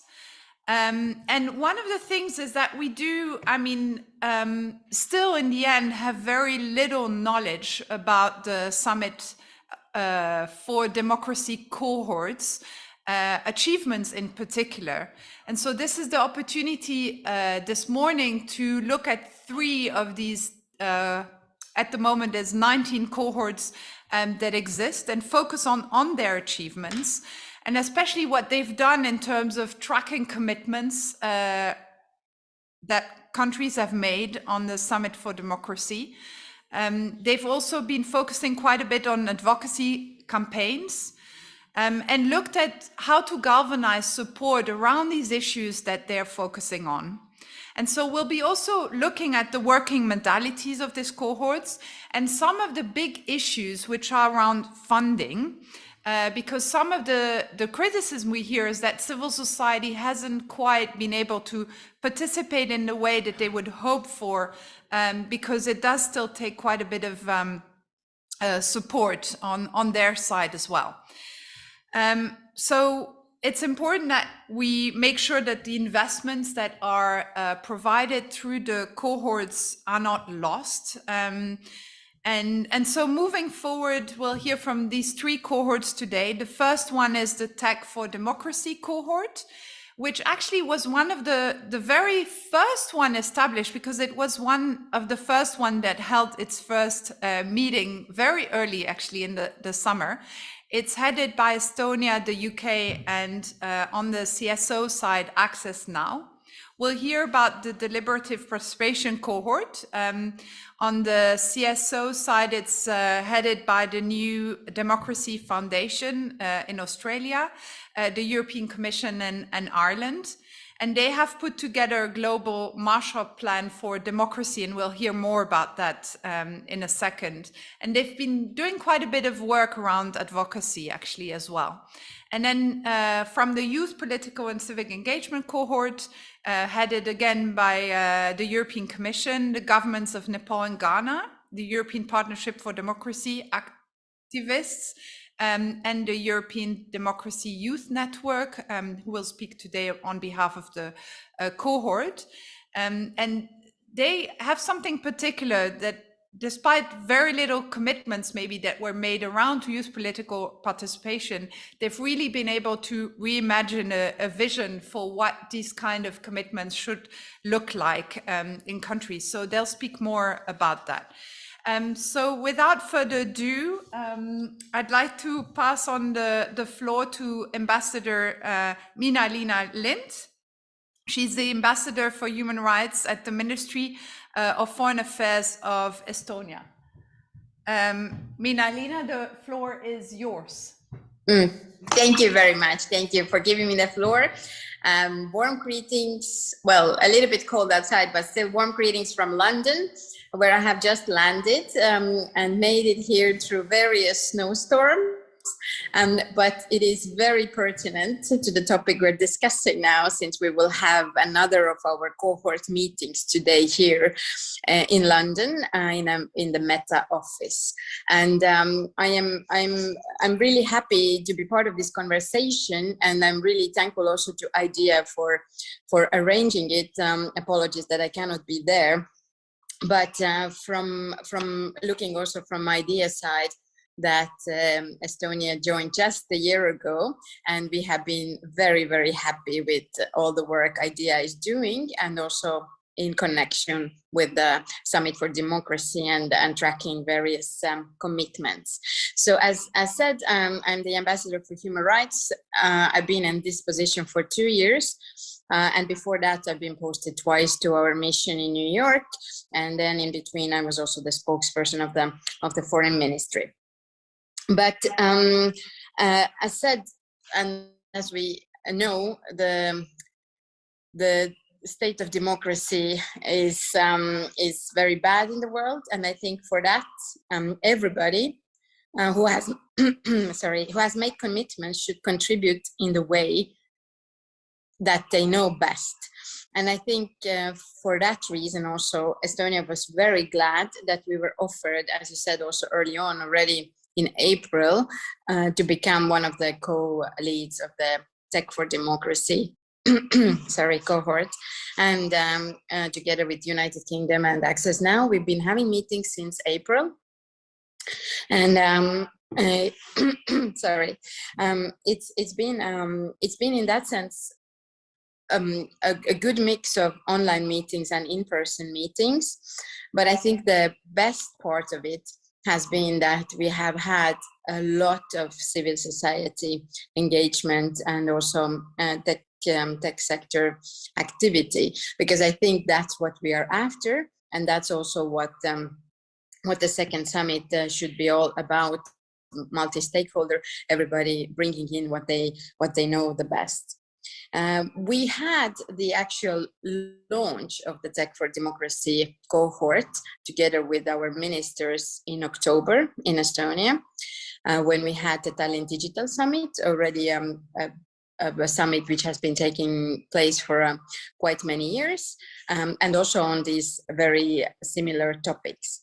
But what we had also discussed from the beginning with our co-leads is that we do not want to duplicate any actions already happening on the same front. So we wanted to more bring them together and make it also that it would have an impact after the second summit. So Estonia has really gained a lot from different e-solutions and e-governance solutions. I mean, it is in all areas of life. We know that it has a great impact on fighting corruption, but also it makes civic participation much easier. So we wanted to bring in what we know the best, and what has definitely helped us in the past few decades to have a very, very, very modern and very tech-oriented country.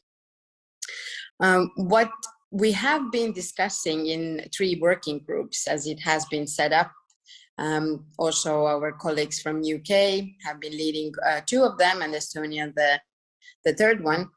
We have tried to also identify what has already been happening in these fronts, and how we can bring a little bit more change, or maybe contribute in a way that it will have a wider impact.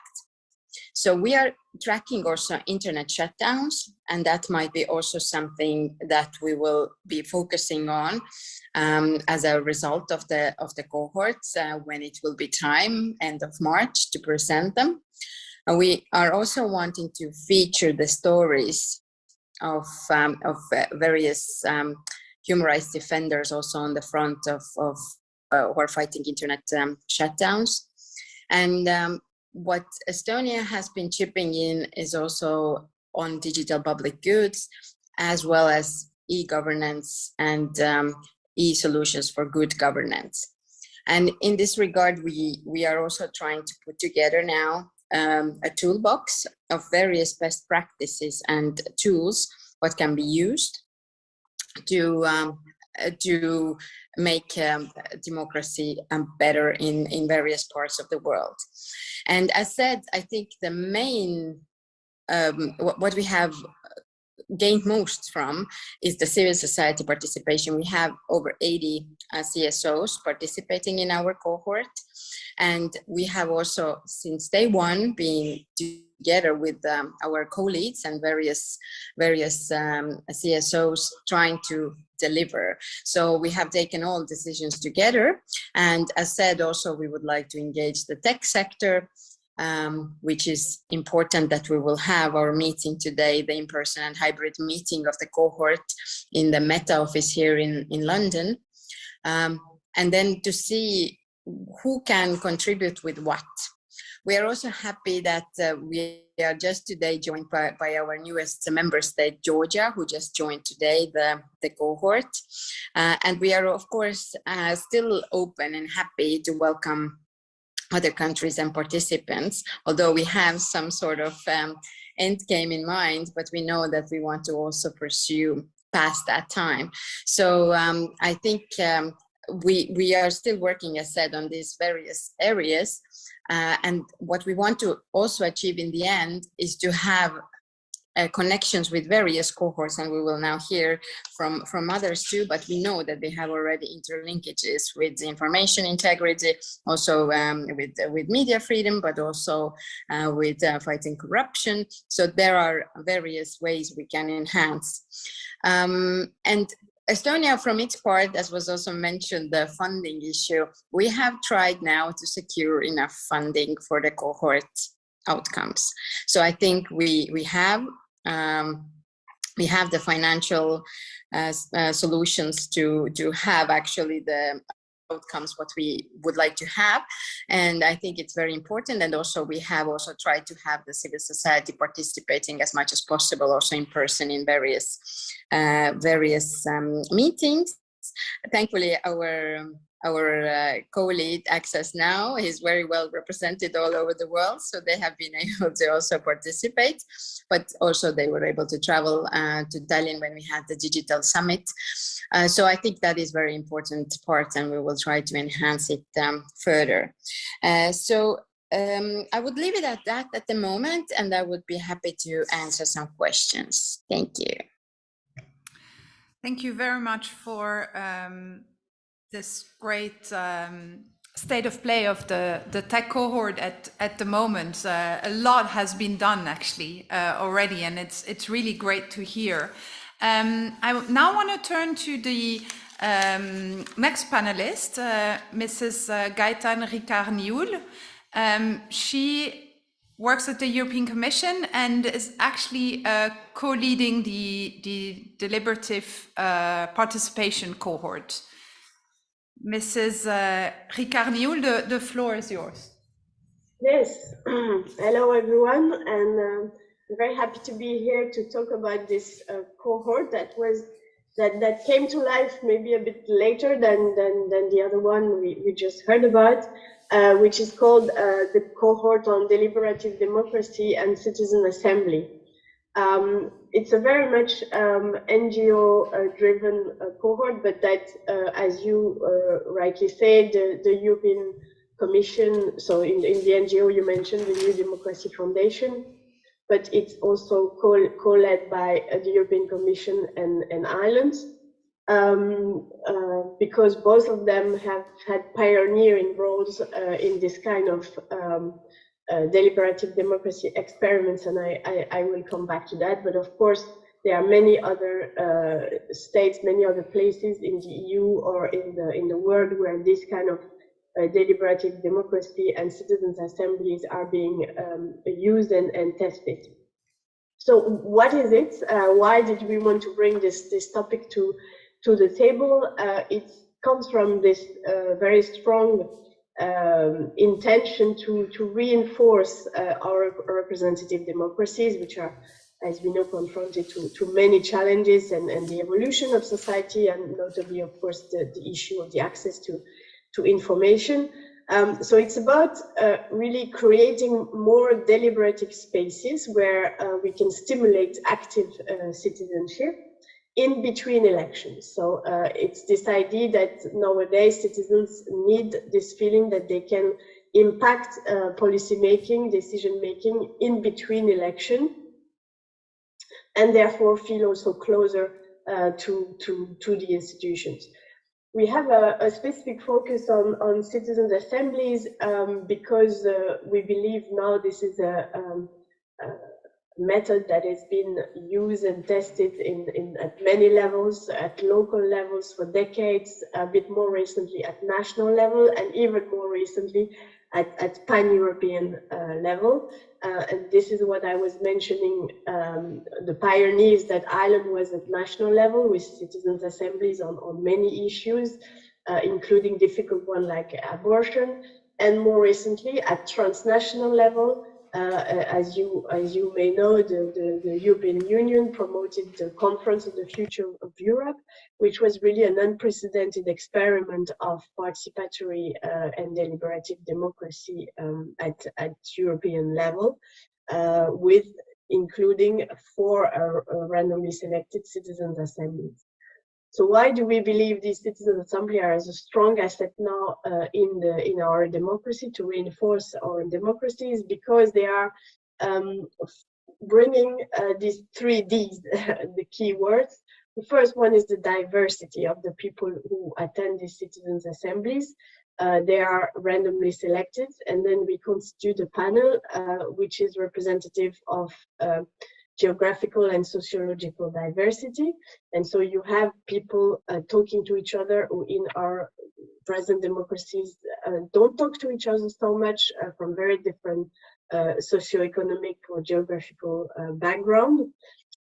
We have the second D, which is really the peaceful dialogue that is being established between the citizens who have to reach consensus together and who have to be open to different kind of viewpoints, including when we do it at transnational level, also different cultural and linguistic look on policies.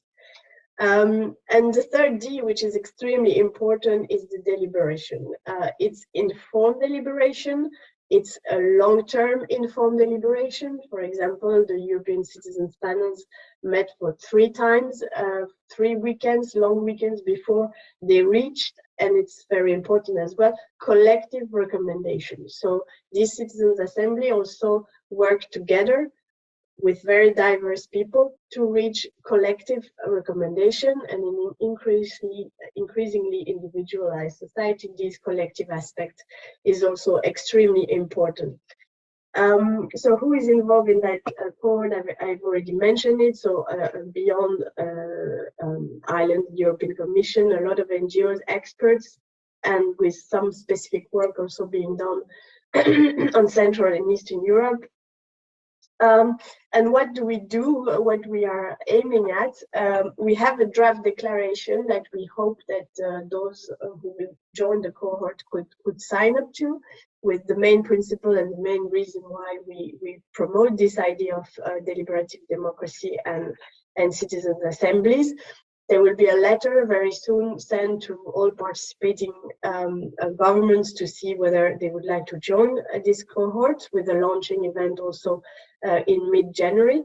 And in addition to this draft declaration, we also have a series of model commitments that can be picked up.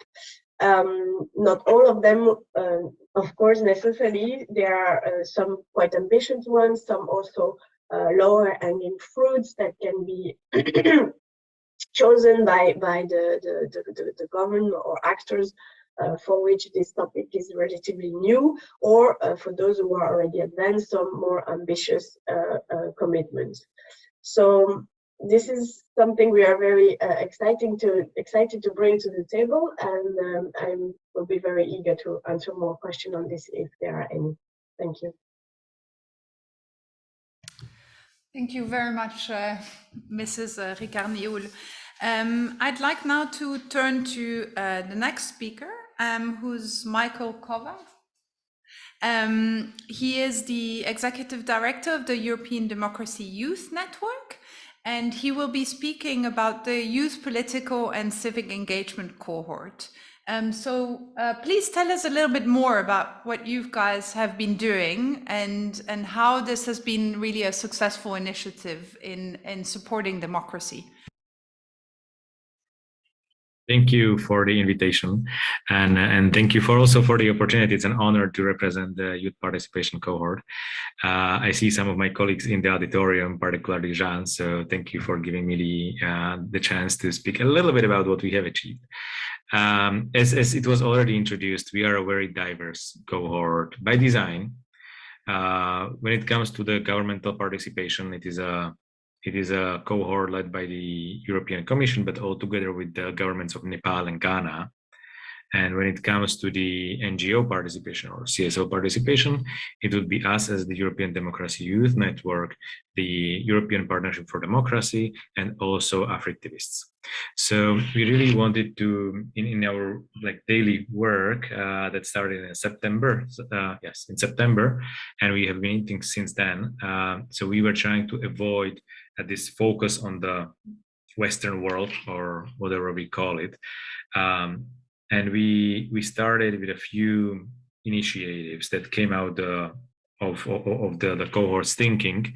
Some of them were planned before that. I need to be super transparent about that, but the cohort enriched the plans that our institutions already had. So we were able to organize more than 19, that I were able to count, 19 events and campaigns that took place in Brussels, in Belgium, but also in Moldova, Slovakia, Kenya, Paraguay, Hungary, Nepal. And we were also able to invite people from other countries, from other organizations to participate in these activities. This wouldn't have been possible without a cohort. So we really tried to live up to the promise that we will become a place to share, exchange ideas, and learn from each other. But in addition to that, we are now working closely with the EPD and with the European Commission to put together a handbook of youth participation. So basically, we don't want to lose all this experience that the other organizations have. We want to comprise it into a publication that provides recommendations and kind of enabling factors that states and CSO can learn from and apply for the sake of more youth participation in the public life. So this will be kind of a major publication of ours, but also in a very interesting endeavor is an effort to create so-called index of youth participation. So we would like to measure to what extent the countries are able to embrace the youth and allow it to be represented in institutions, in public life, in politics. We were also looking at the commitments. So we were able to cluster 29 commitments that the states made into 4 areas. These would be like the prioritizing of youth voice in government, support for youth running for the office, as well as support youth freedom of expression and promoting a culture of youth political participation. So this we can maybe talk a little bit later about the commitments and what they actually entail when we go more into detail. But I believe what is super important to talk about maybe even more is how we can cooperate with the other cohorts and what we would like to do beyond the summit. Because all of our members, I mean, some were able to participate more, some less, but actually all identified the same issue, that we need to figure out funding and we need to figure out very concrete areas where we stay in touch. I mean, we created this database of experts. We will have the commitments, we will have the handbook, but there need to be partners who will ensure that it's happening after the summit. And I believe that we are one of the cohorts where we have really the hope that there is also a financial mechanism that hopefully we'll put into practice, and we establish some contacts that may help us go beyond the March 2023. I think it will be still focused on exchange of the best practice, and maybe we'll keep working on the handbook and the index, but also where I believe we can help each other is advocacy, because we are advocating for very similar democracy actually mission, and we can learn from each other when it comes to implementation, like how to advocate, how to hold the governments accountable. Probably it will not be the other governments holding the other governments responsible, but maybe the CSO can play a crucial role in tracking the promises and in monitoring the implementation of the commitments. I need to say there need to be some support for the CSO doing so, but we have quite high hopes for this coming to fruition later on. And I think the question was also like how we can cooperate, among ourselves. I believe the main thing is that the youth needs to be present in all the cohorts, like structurally. It is necessary as of now because of where we are to think about like youth participation as a self-standing element, and we will present some ideas in that regard. But also we need to kind of avoid this youth mainstreaming where youth has something separate. So we have countries where youth constitutes more than half of the population. So we would also like to maybe work closer with the other cohorts to have the young people and young experts represented in their work. And I know it's happening actually, as a matter of fact, as we are speaking. But also we would like to learn from the other cohorts when it comes to the process and what they have planned beyond the summit, maybe also in terms of funding, how they were able to establish a good base for the implementing CSOs or governments. So these would be the two main areas that I would be keen to examine more. Thank you very much, Michael. So maybe going back to Minalina and to Gaetan afterwards, I think answering the question of Michael is, what do you think in terms of your cohort, what are the kind of model initiatives or types of collaboration that you see emerging from the work that you've done and that can be brought forward in the second Summit for Democracy? Minalina, maybe? Yes, thank you. As I already also mentioned in the opening statement, that was our main goal, that whatever we achieve by the second summit now, by end of March, would actually have a much longer standing impact than just now. And that's why I think the idea, how the cohorts have been put up, with various stakeholders participating, it is a good thing that there are various, let's say, pushers in that process, who would take different things forward or remind others that we should take these forward. What we have seen also, as I said, from our experience with the civil society participation, is that it is the driving force, and they know also what is mainly needed and what actually will help, let's say, the world. So I think I cannot, of course, speak for my other colleagues, but I think from our perspective, we would definitely want to have this kind of cooperation going forward. I mean, we are already cooperating with UK on these matters anyway, and we are trying to also formalize some of the things. But we would like to take it forward. And also, I think I loved also the youth perspective. We should also think about it also structurally more, which would definitely help also. In our case, I think we have done it, but case by case, but not structurally as such. amongst the cohorts, we know that there has been a meeting also set up by the US for the cohort leads.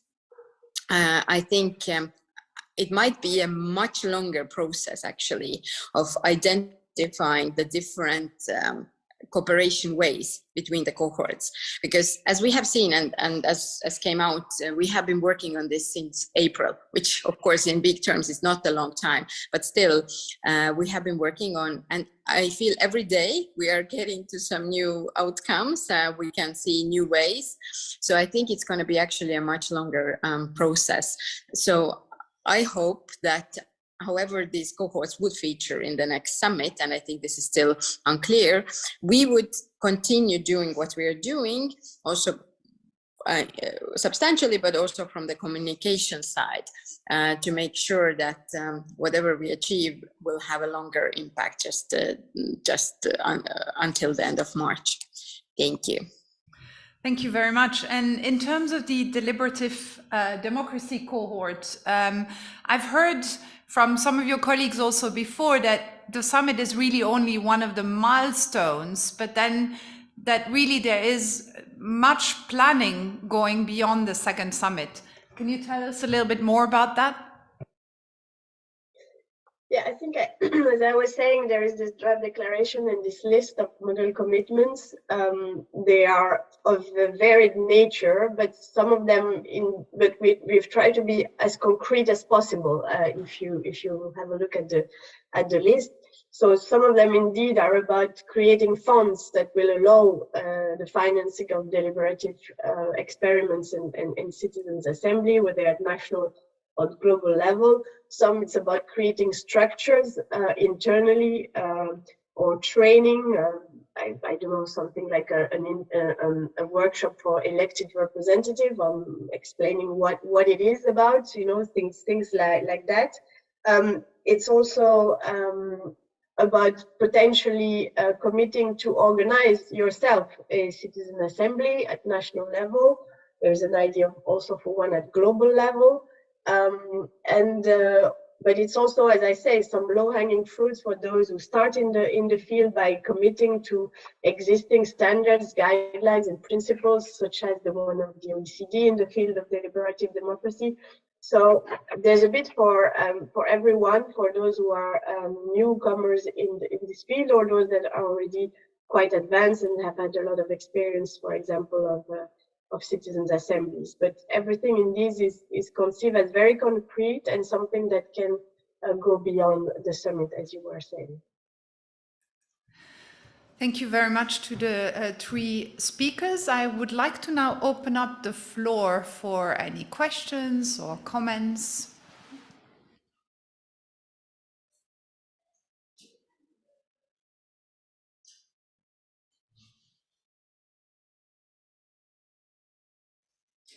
No?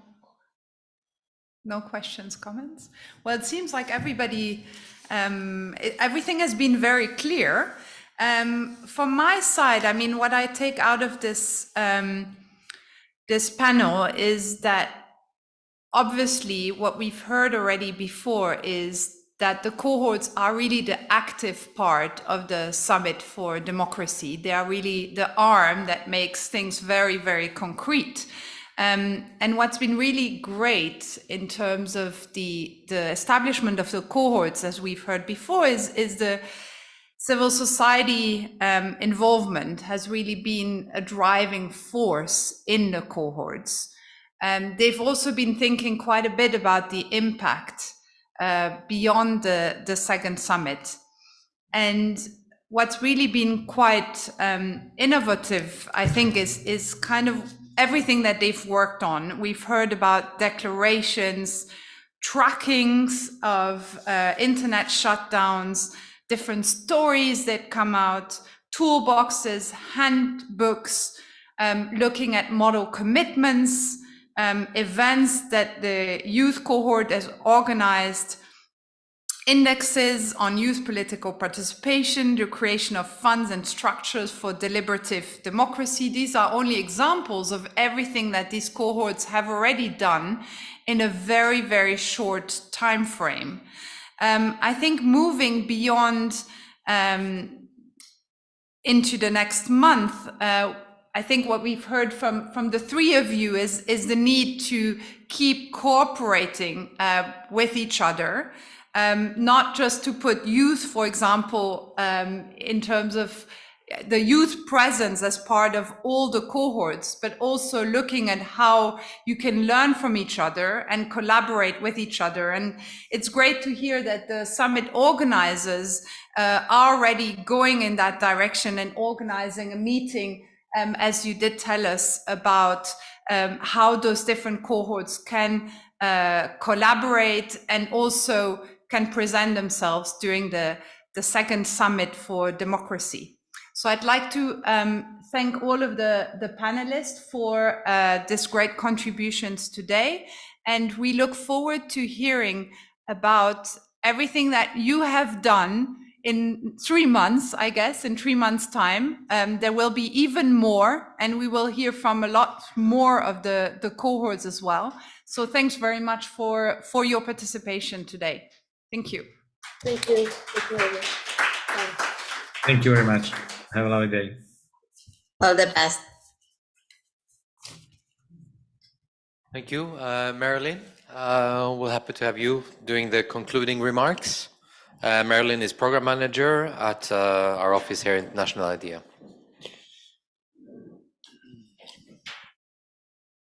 Thank you very much for that. And I have the difficult task because, as Julie already mentioned, there were so many brilliant ideas that were mentioned, and I am keeping you from lunchtime as well. I know that the sessions have been serious and long, so I won't keep you too long. But what I wanted to say as a recap of our discussion today is that all of the speakers showed that the Summit for Democracy process provides this unique international forum, and that allows to both strategize, plan on democratic defense, on formulating narratives, but also on making progress.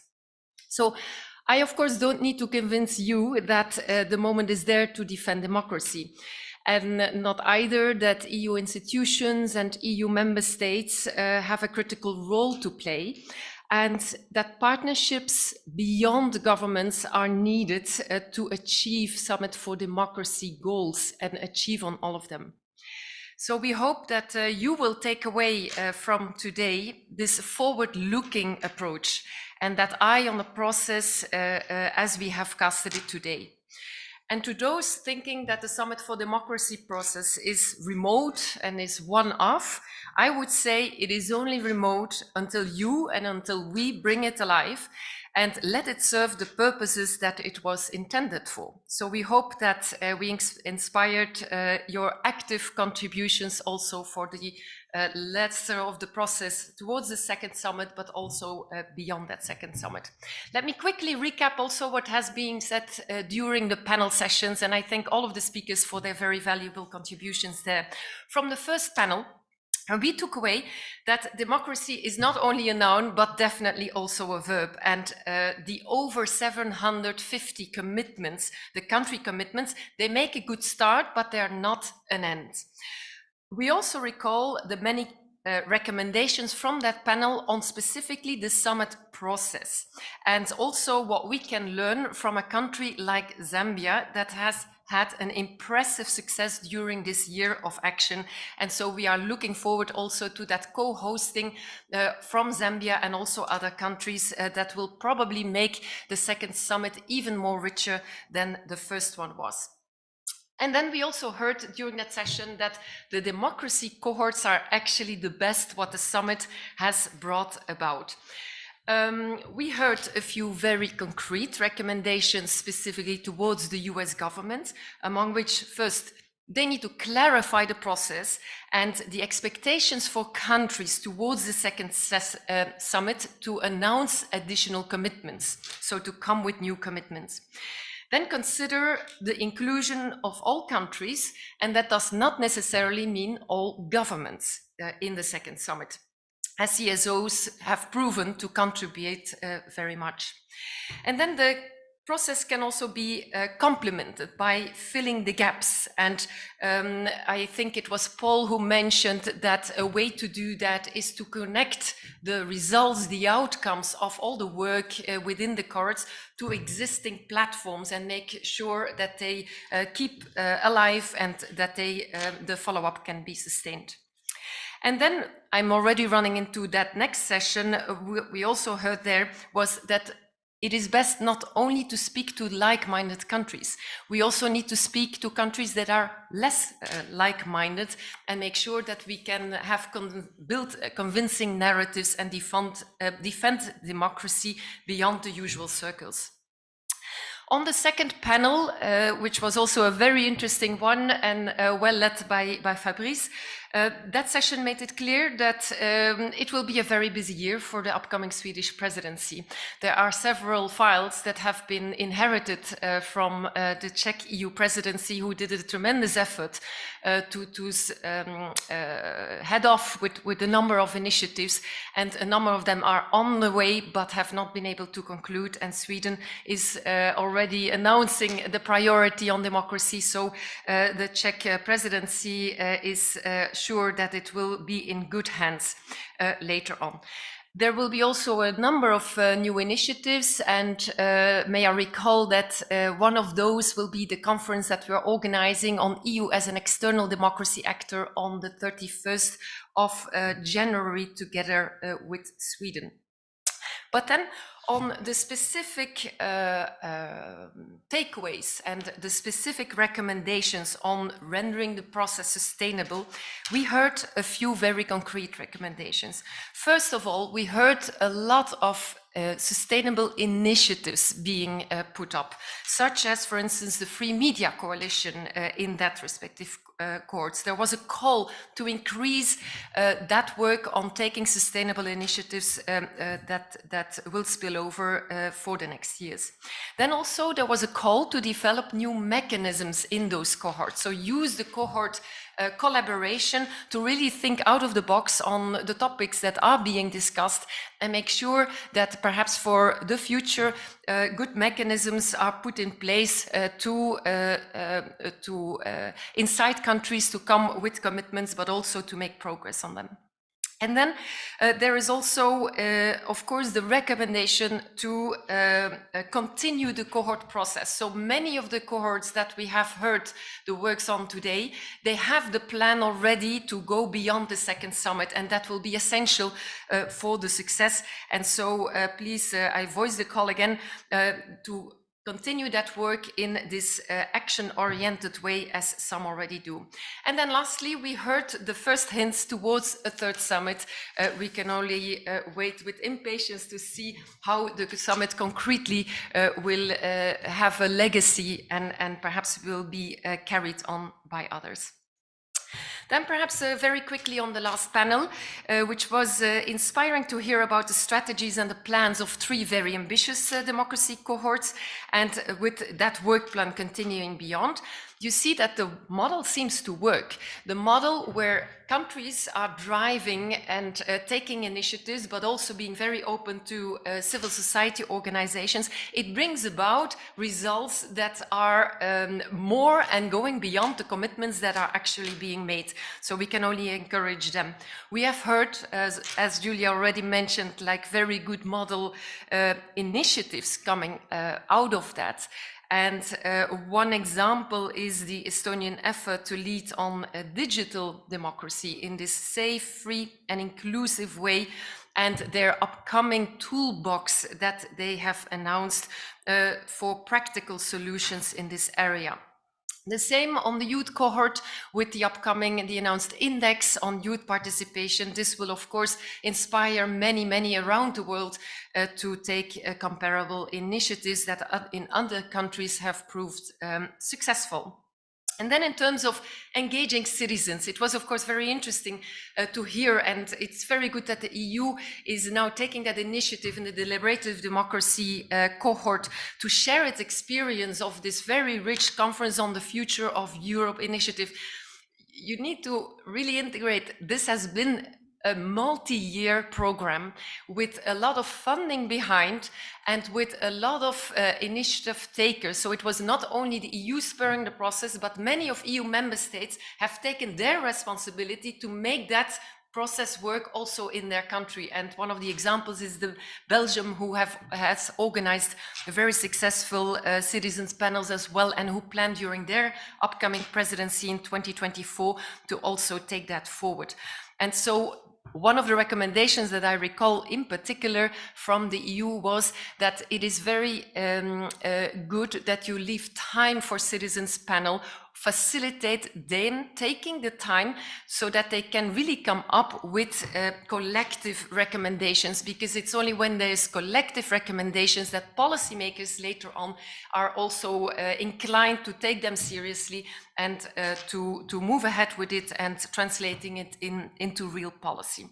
And that is, of course, again, very important for the credibility of the process. So through all of your respective engagements in those cohorts, we very much hope that you can help multiplying this, the number of country commitments, and that because they are, of course, providing this best window for concrete progress in the field, but also they incite partnerships and they inspire them. So what we heard is the good recommendation to cooperate also between the cohorts. So not consider them as islands on their own, but also make sure that those practices are shared and that perhaps cooperations intra-cohort can be made. So I thank you all for these good ideas, for the good efforts, and I'm sure that they will make the Summit for Democracy work. Through our many consultations with civil society around the world over the past months at International IDEA, we heard very often that democracy is an area that still is in need of a kind of multilateral space for encouragement, but also for verification structures. And so today we focused on how we can preserve the summit's value and the functionality over time and ensure that sustainable outcomes can also be there, both in terms of process and in concrete democratic wins. So more analytical publications will come up. They are in the making also in the framework of this supporting Team Europe democracy process project with the EU. But the previous one, the Unpacking Summit for Democracy commitments, remains very relevant. It asked for that permanent forum where countries can commit publicly, and committing publicly to their domestic and international democracy agenda is very important. It is also one of the high added values of that Summit for Democracy, that it incited countries to both work domestically and internationally, and that is for many countries, it has been a new thing. Of course, that report also zoomed in on the important anti-corruption work of the Summit and concerted action stemming from that and in that field. And of course, that we all know, unfortunately, has become very, very relevant also at the Brussels Forum. So I'm sure that also that space, that area will get high attention there. Then importantly, we encourage, of course, all the good initiatives putting up monitoring mechanisms. And there we would like to refer again to the International ID dashboard on commitments, on summit commitments, where a function has been added recently also to track those implementations. However, to track implementation, we need sources. So therefore, this is a call to all countries to self-report and to actively collaborate on that, to send us your information so that we can put it up and that civil society is allowed and can be engaged to help monitoring, but also to help you implementing those commitments. In terms of action, of course, there is Team Europe Democracy Initiative also there that will, without any doubt, will take further many of those commitments that have been made. So there we are. That is my conclusion. The way is wide open for follow-up initiatives and from key partners around that table. And it is clear that EU institutions, that EU presidencies have a driving role in that, together with civil society organizations. Altogether, we hope that you will bring the momentum and the urgency to the topic. Thank you.